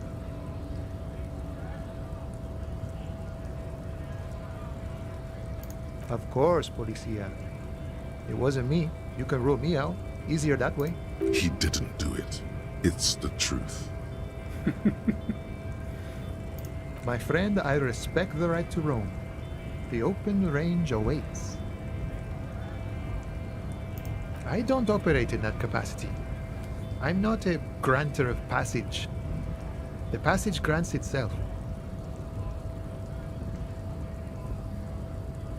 If it's all so simple, why don't the strikebreakers just go up the stairs? Aye. Walk right past Measurehead and go in. Yeah, the 2.5 meter tall Semini supremacist there. Walk right past him, then press the button to unlock the door, then go past him again, and you enter the arbor through the office. Está. Don't worry, I'm sure it's not completely impossible. For example, you could best Measurehead in a physical confrontation. Right. Or you could convert to a Semini supremacist worldview. Or, maybe it actually is completely impossible. Not yet, no. He's incredibly strong. Jean-Luc himself would say the philosophy has proven overly heroic for the scabs to convert to. Not enough intuition. Sure. You know, serious business. I'm sure the big boss will be glad to tell you. You'll have to ask him first. He's a chatty guy. Wants to talk about the strike. Return once you've met the union boss and are on a better footing with the organization.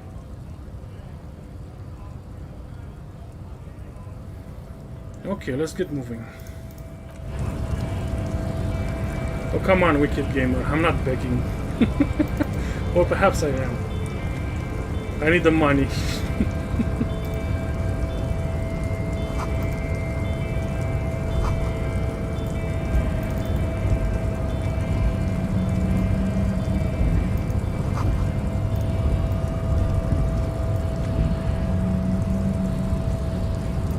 So this is Measurehead, eh?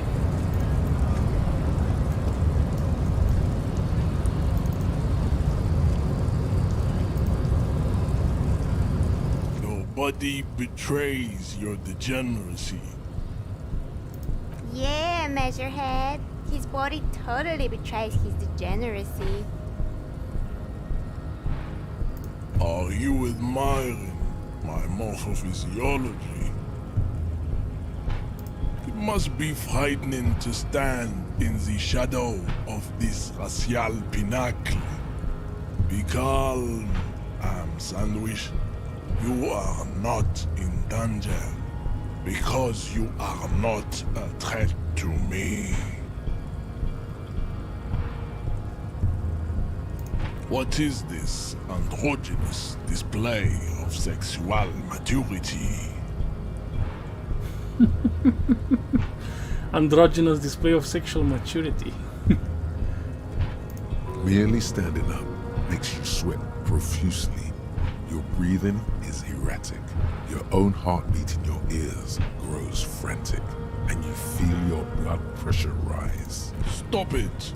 You are embarrassing yourself in front of this woman and your pedomorphic friend. This display of weakness may appeal to older women with a stronger maternal instinct, but it is a liability here on Battlefield Martinez. Yeah, you're pretty arrogant, mister. Jean-Luc, his body is betraying his degeneracy pretty hard. Maybe you can ask him to leave. Yeah. That is precisely the negligence that has led you to succumb to Al-Ghul. You reek of it. An invisible sword of Al-Ghul emerges from your throat. You cannot see it, but others can. It is making the woman in my company sick. You're right, you're right. No, you don't. You need to get another drink. Occidental Haplogroup B4 is done giving orders around here. The influence of the Sandwich race is waning. Does this remind you of someone? The guy down there?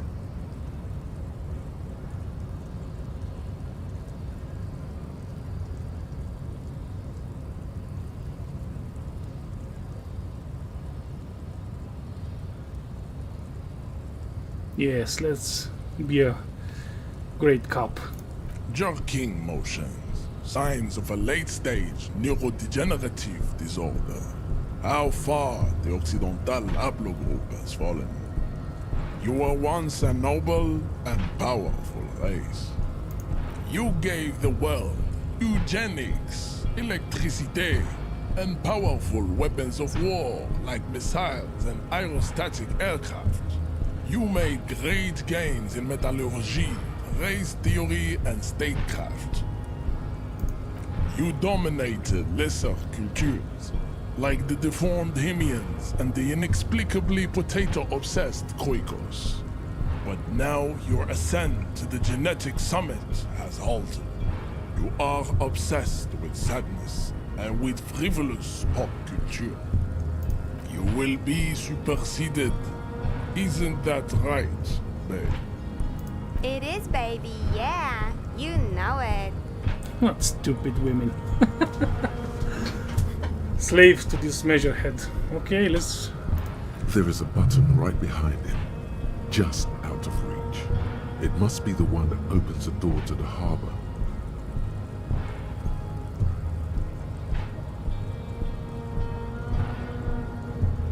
Okay, you're right about all this. Enough with this begging.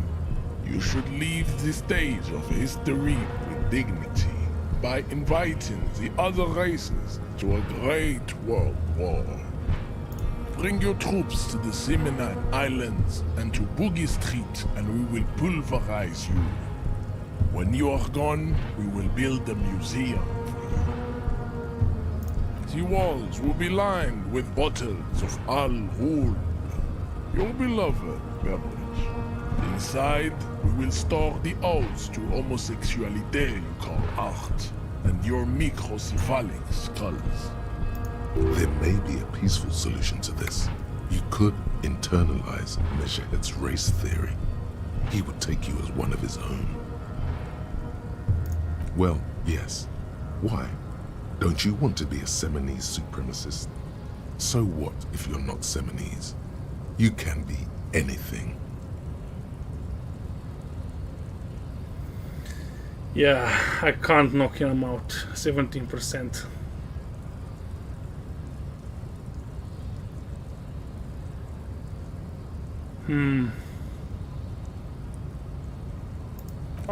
Don't be vulgar. White or not has got little to do with this. The race enigma runs much deeper than that. Mr. Clare is a man of vision and means. He has the will to confront polycultural capital, something your race, naivistic communists, never did. Also, to serve is noble. It takes discipline. Your petulant individualism has only contributed to your race failure. It is lax and moronic. Idiotic communism is the single greatest contributor to your race descent. Everywhere around you, the fruits of its failure to challenge the world order. Individualism, rock and roll music, sexually transmitted diseases.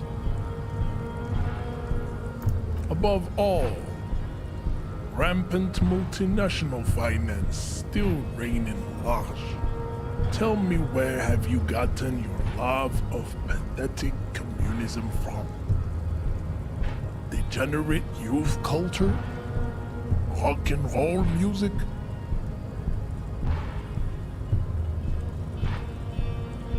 Offshoots of the Seminese people invented disco while having sex under the influence of cocaine. It is a shame upon my race. But what is done is done. I am not surprised you enjoy it so much. This has happened to many of the side products of the inevitable cultural victory of the Seminoles race. The South Island race, haplogroup A4A. We are the rightful masters of the Insulindian archipelago. We descend from the Areopagites of ancient Pericarnassus and arrived here 4,000 years ago. Millennia before you. We are the future. That is all you need to know. I am a descendant.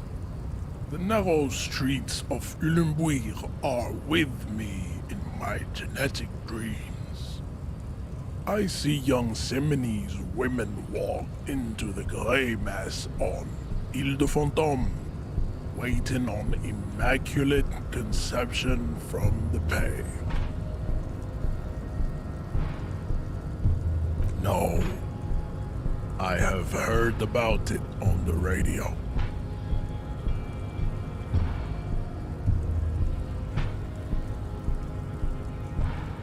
I'm from Couronne, and no, it is not just in Revachol. The city is central to the Simony strategy. Spreading through its trade networks, our culture will dominate the world. You have heard enough about our phylogenetic secrets for today. You have extinction to come to terms with, and never getting into the harbor. Okay, let's ask him. I think this racist is better than the last, but the next racist will be the really good one. That will be the... He will grant us 3 wishes. Your pedomorphic friend has quick wits. A protruding occiput and an indented zygomatic bone. The lieutenant does not flinch. You should keep him close. The congenital defect of farsightedness does not render him a complete invalid. He still has the use of his mind. Sure, let's ask him about the mug. He does not so much as glance at the object. Stop showing me your pathetic cup. I have no interest in it. He had nothing to do with it.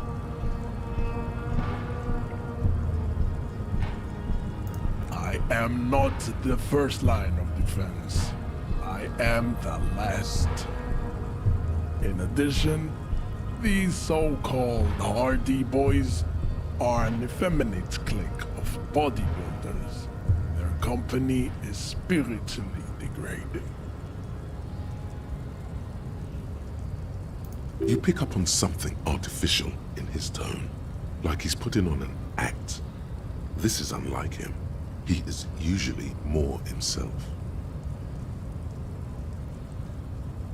The hardy manlets are on the pay of the company. I answer to the union alone. And I do this out of race heroism. Finance is an alien concept to the Seminoles. Now leave me be. I must luxuriate in the company of my woman. Fine. They have recently fallen under the influence of a possibly sexually perverted female vagrant and a narcotics peddler. It's shameful. Find out for yourself.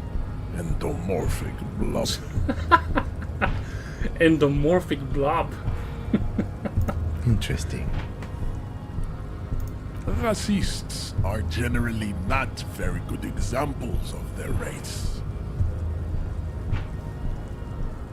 I am not like them. I am craniometric perfection. I have taken the trouble to permanently draw a phrenology grid on my skull and features.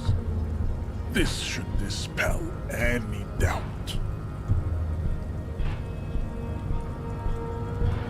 You exhibit forward projection of the jaw, indicative of schizophrenia and sexual inaccountability. From a purely aesthetic standpoint, the dimple in your jaw makes you look like a baby. This is not coniometry, just an observation.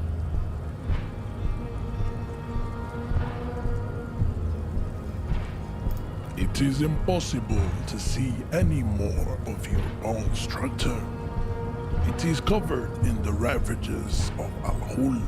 From what remain of your features, I can see fleshy lips, baldness of the head, and long arms relative to lower limbs. This leads me to conclude you are not a police officer. You are a common criminal, an offspring of murderers and sailors from Sur-la-Clé and Vesper, and possibly even the degenerate sheep herders of Ubi. Your racial heritage is uninteresting. It is the same as all Revacholians. Your parents and their parents made the decision to reproduce while under the influence of Al-Hul. That is the only reason you are here.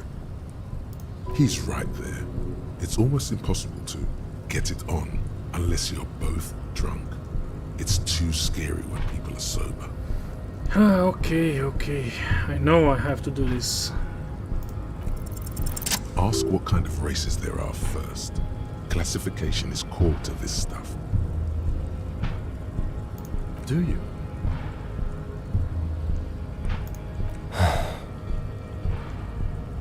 You are obviously a liberal, Sailorite. A polyculturalist. I can see it from your love of microtechnology and your sartorial choices. Do not deny your friend the truth you have denied yourself. There are 3 categories of race. Type A, the heroic races. Type B, the servile races. And the vile CF race cauldron of pederasty. Which one do you need an occasion? Yeah, sure. Those are the Simonese, the Areopagite, and the Occidentals, excluding the Mao, of course. The Maun are riddled with eczema to the point where they find it impossible to smile. They are all lactose intolerant, a common result of inbreeding. A receding genetic pool has led the Maun on reprehensible street parades in Maun cities like Stadskanal and Vredefort, wearing wooden clogs on their feet and little green tassels on their hats. The Vespertines and Messenians of Vesper and Messina, the ancient Meteorans of Meteo by the golden Pisantic Sea, the Suren of Sur-la-Clé, and even the North Königsteiners, all have Type A race propensities. The other large Mondial civilization, the Mesk, are too yellow and oleaginous to count as a heroic race. True, they are violent and expansionist, but they have a glandular problem. A glandular problem. Overproduction of sebum.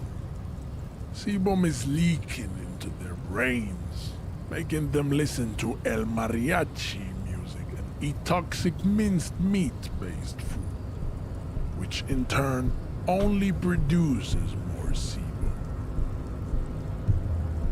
As proven by the Maun and the Mesk, Occidental Type A is in retrograde. The Seminese and the Areopagites are on the ascent. The indigenous people of this, the Insulindian archipelago. The Seminese inhabit the southern islands. I am Seminese, from the stock of Ulruy on Ile de Fantôme. The Areopagites are the master race of the Ile Maran deserts. The Seminese are descendants of the Areopagites. We came here during a heroic migration from Ile Maran to Ansuland, thousands of years before the lactose-intolerant Marne Occidentals discovered this place. Continue receiving wisdom. The Areopagites are sleek, long-headed. The Seminese are powerful, mesomorphic. The former is an immutable progenitor, unchanged since the Super Isola of Pericarnassus. Ancient brains rest in their slender skulls. The latter is perfected and adapting. Together they form the Semeno-Areopagite or Simeopagite super race. That is all. There are no more Type A races in the world. Nature was not capable of more. Oh, this is tedious stuff, but we have to listen to all of it. Type B are the unheroic races, amorphous non-competitors of the great race. The Khoikos and the Vacholier, they are mud-colored. The Khoikos of Grad, Yugo, Zhimsk, Shest et al. Are what you would call white, officer, in a suspect description. Yes, to an untrained eye, the Khoiko appear white and pinkish, like a ham sandwich. But look into their eyes and you will see. They are of an indistinct color, and so is their skin. Unhealthy, muddy, and ashen. Pinkness is a racial quality that has to be earned through centuries of advanced ballistic warfare and cultural domination that the Grad people have undergone for drinking Al-Rul and smoking the degenerate tobacco, and for eating potato. He's against potatoes. The Khoiko, the countless micronationalities of Grad, are all inexplicably obsessed with potat. The only thing they like more is dividing into microscopic ethnostates, like political amoeba. Wouldn't he be one for ethnostates? They are microscopic. The Semeno-Areopagite superstate will cover the entire remaining planetary crust, uninterrupted. From Holy Semenine to the Boreal Plateau of Katla. Its leaders will be the genetic epitome of the Semenese and Areopagite stock, elected by nature, not the base inner spoilage called demos. The Vacholians, halfway between Type A and the racial called Rom, two makes to know right from wrong. You tried your degenerate little revolution, which was the single greatest failure committed by humans in our 82,000-year history on this planet. You're sure it's only 82,000? Is it 82,000 years that we've been recording history? You have very little idea of what is happening, but that seems a little off.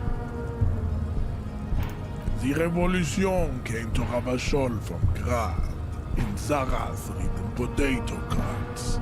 It is literally an illness, a prion disease that leaves the parietal and frontal lobe ridden with holes.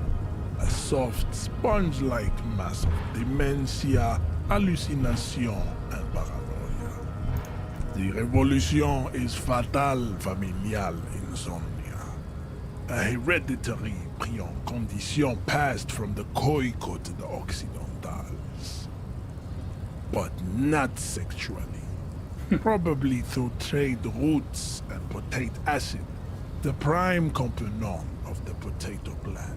God damn, this man is obsessed with the potatoes, really now. Enough of Tibet mediocrity. Tips CF are a museum of failed chimeric experiments and tragic maladaptations. They are tortured creatures waiting to be put to sleep. Your morbid interest in them worries me. Lesser races like the mosquito, a grotesque mixture of a masked woman and a Semenese man. Only possible if the mother is masked and the father Semenese.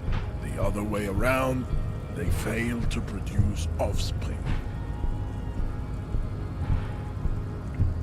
The mosquito is born sterile, like a donkey. All they have left is to ride customized motor carriages with hydraulic suspension, listening to aggressive El Mariachi music to vent their impotent despair. It seems unlikely that two human beings produce genetically sterile offspring. You are right. You have misunderstood. You lack basic phylogenetic education. Then there is the Semino-Koiki Chimera. Are you sure you wish to know of the Semino-Koiki Chimera? It is not an aesthetic site. The Khoico, as you know, are very servile, especially when they meet the rich man. Racial scientists have toyed with the idea of crossing the Semenese with the Khoico to produce a super worker of Semenese strength and great servility. This will never happen. The Semenese and the Khoico may have similar interbreeding problems as the mosquito. We will never know precisely. No Semenese man could maintain an erection in the suffocating potato stench of a Khoico woman or Khoika.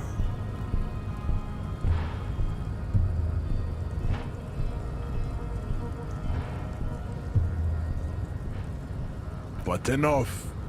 It is cruel to entertain ourselves with the deformities of Type CF. Were there any able-bodied races you needed education on? You understand nothing. To solve the great race enigma, you have to first ask yourself, what is the race enigma?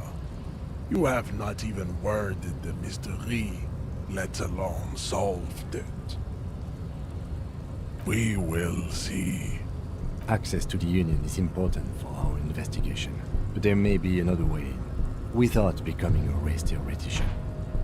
Am I mildly worried he might take it seriously, the lieutenant thinks? Yes, I am, he concludes. I am worried. Okay, let's do it. You need to internalize what you have heard here today, then return to me. This clarity does not come instantly.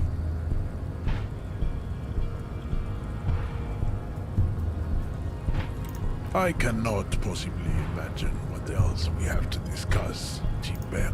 Oh, finally. Finally, we are free of this guy.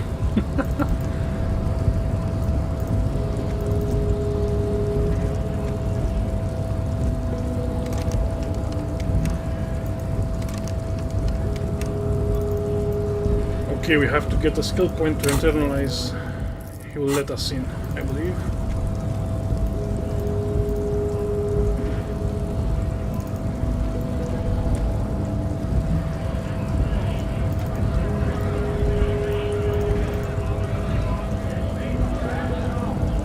Bastards! We have a right to work! Yes. People get that you are the law.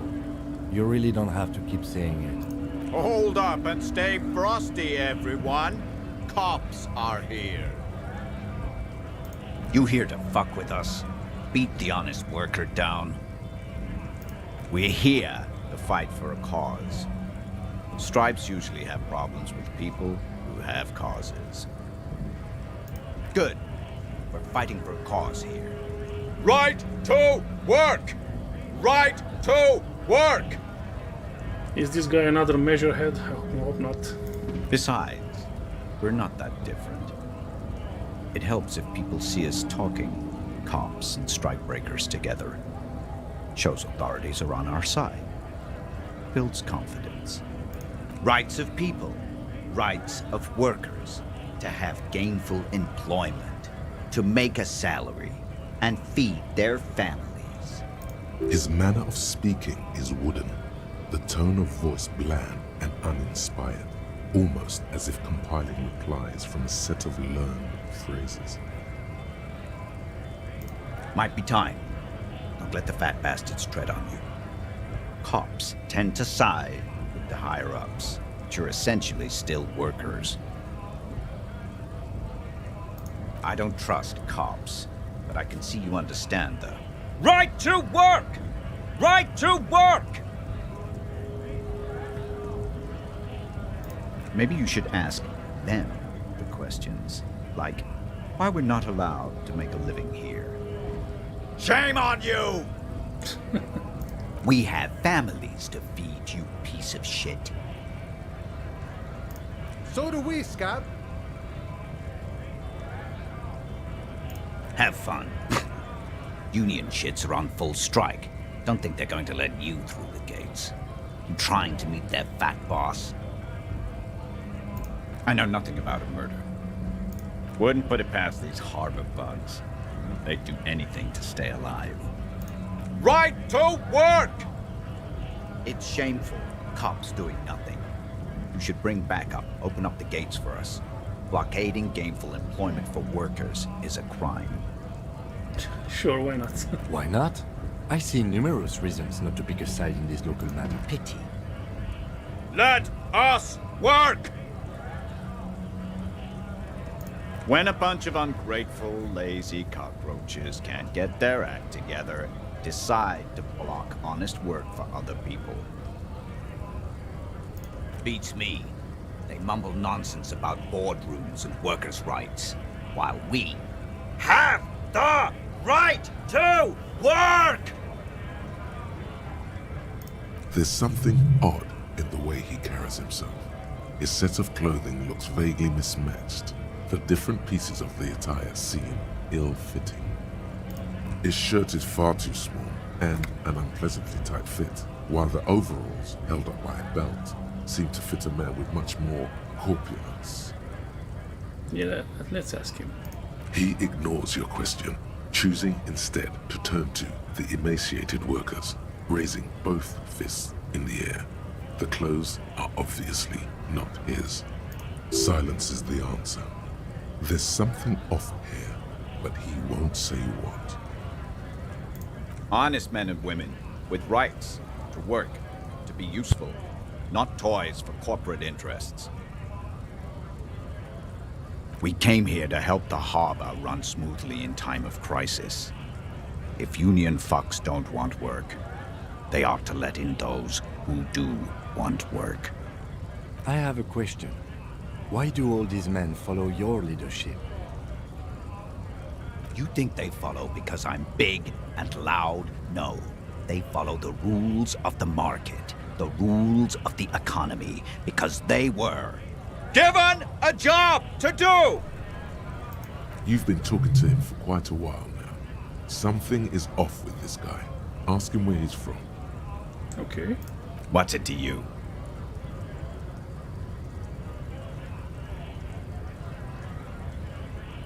No, don't think we've met before. I came to help out the people. We're all workers, right? Workers stick together. Came from the eminent domain, in Jamrock. Backgrounds in odd jobs, heavy lifting, cargo hauling, bouncer work. I know the drill. Worked at Territorial. Ring a bell? We're done here. I have a strike to break. Rather defensive about it. Right to work! Right to work! Shame on you! Things are busy enough. You're going to waste less of my time? The hulking man oozes stark skepticism. We were promised work. We'd be in there, working, if the bastards hadn't shut the gates. Main gate's locked. Would take heavy ordnance to bust it open. Could try to get in through the secretary's office. Door's locked. The guard's blocking the way to the access panel. And I don't mean the scrawny mess punk either. I mean head measurer. Or whatever he is. Yeah? That giant up there, on the bridge you talked to. Head measurer. Won't let the workers by. The access panel is right behind him. Bad. Standing on a narrow bridge, he's got a strategically advantageous position. And he's trained. Yeah, he's got a point there. I don't know how the Union has a trained killer up there. But that one's no joke. And my men are tired and hungry. They're workers, not fighters. Why don't you go arrest them instead? I'm sure they've done plenty of criminal shit. They have that look. It would be better for the neighborhood if you went home, at least for now, if you can't get in anyway. No! They will give up eventually. Or get drunk. Leave the button unguarded. Then we charge. Not before you get in there and get your ass whooped. Learn by failure, I always say. He might have some advice, but you got to at least try to fight Measurehead first. Return if you fail. Nah, I won't try it.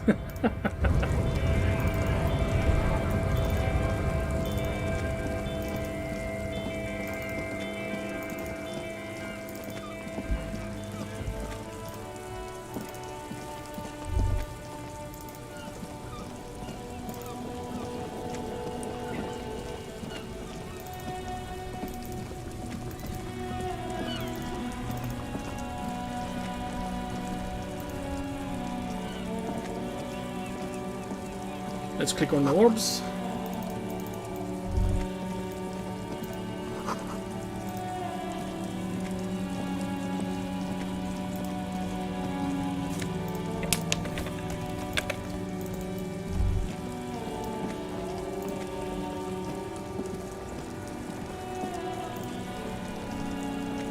You see a Samaran street vendor surrounded by a motley assemblage of goods.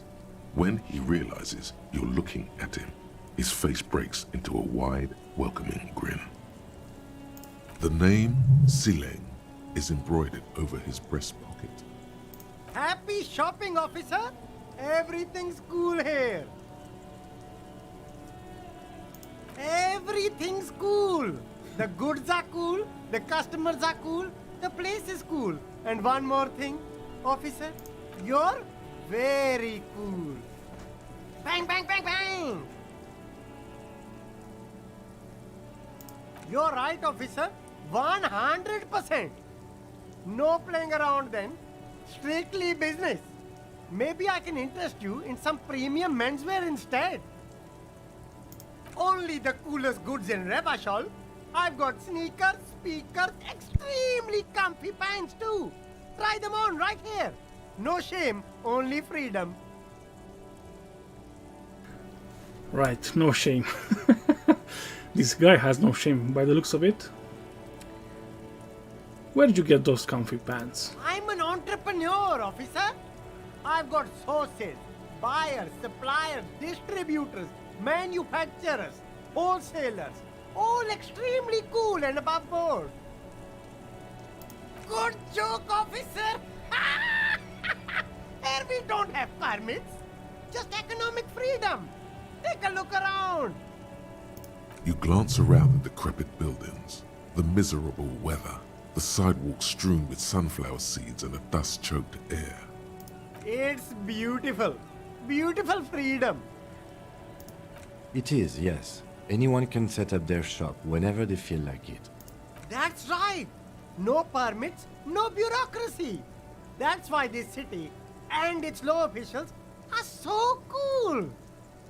If you wanted to be cynical about it, you could say we are here to protect the interests of property holders. I am not, however. Yeah, that's right. My man, officer, you make all this possible. Without you, this climate would be extremely bad for business. You're part of the Gossamer state. Gossamer is a fine, filmy substance consisting of cobwebs spun by small spiders, seen especially in autumn. It's safe to say he's referring to the near absence of regulations.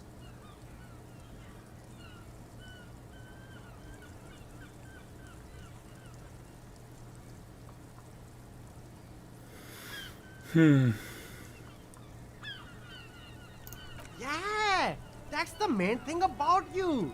Freedom is great. It's what lets independent entrepreneurs like me sell quality goods at competitive prices. No need for discounts at ceilings, officer. Everything's already on sale. Anything you want, 50% off. Okay. But did he first mark them up 100%, just so that he could put them on sale?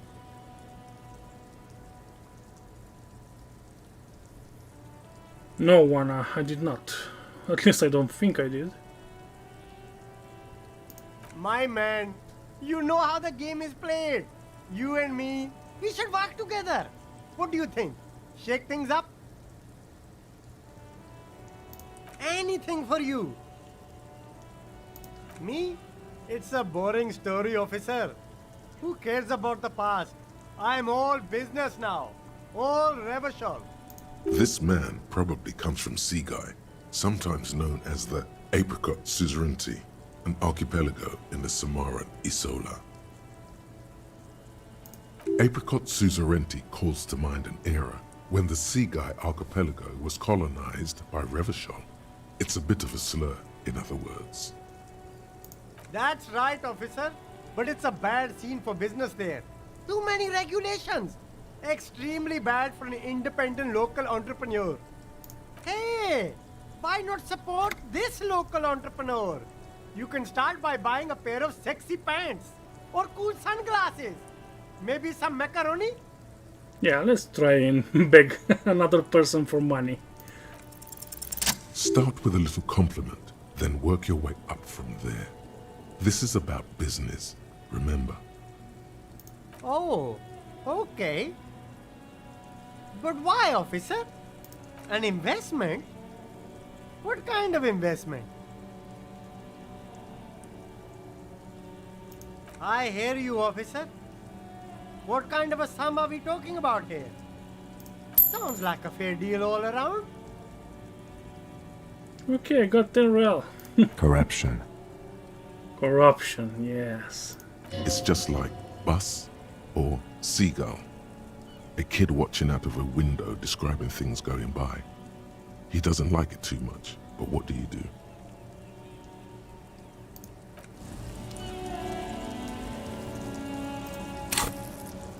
I need a skill point to start internalizing our thoughts.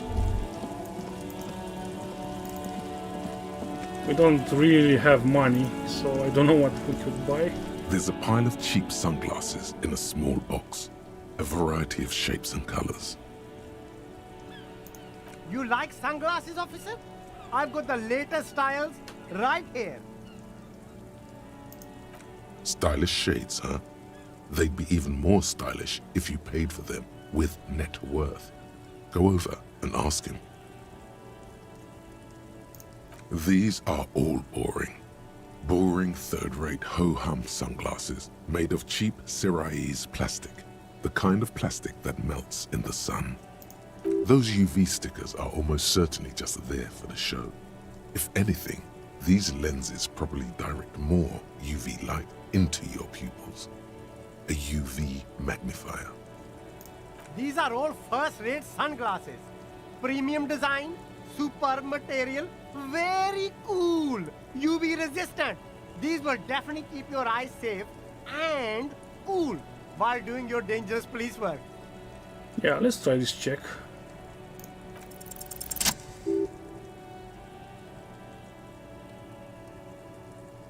Oh, very interesting choice, officer. Very high culture. This is how a sea monster sees the world. You've become a sea monster. Giant, hidden, and strangely tender at heart. All is blue.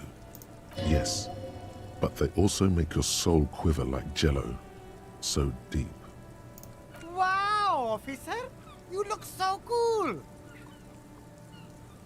And they can be yours for a mere 3 real. My regular customers have passed them all up because they've got no taste. But you found them. The lieutenant tilts his head and steps back, eyes narrowed in a thorough examination. It's a case to him. You look like a musician. Like a blind musician. But you could do worse. Take them if you want.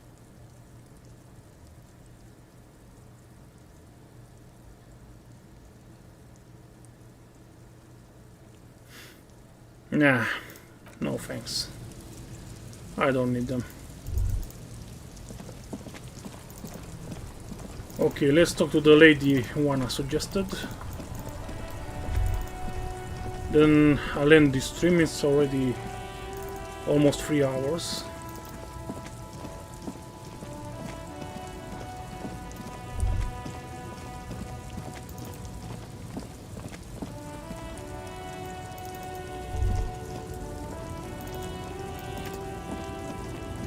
Ah, there she is.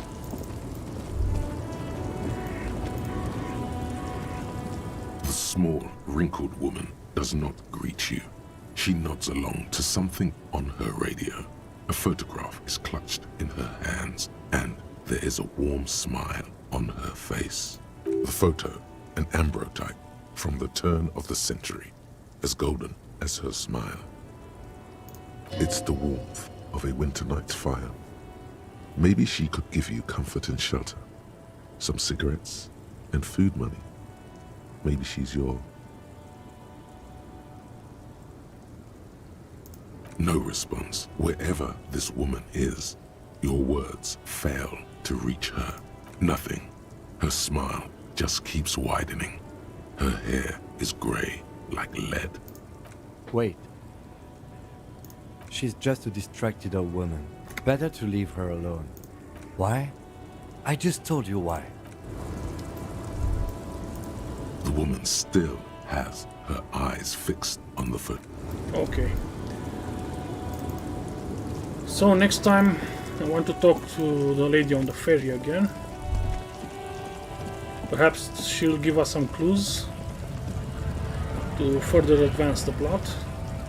And we need some experience points to unlock the race theory so we can get onto the Union boss. But for now I'll leave it here. Thank you very much for watching this stream. I'm very glad you all came and watched me. So I'll see you next time. For now, I wish you a great week, and I believe we'll see each other again on the next Saturday. So once again, thank you very much, and have a great day. Bye.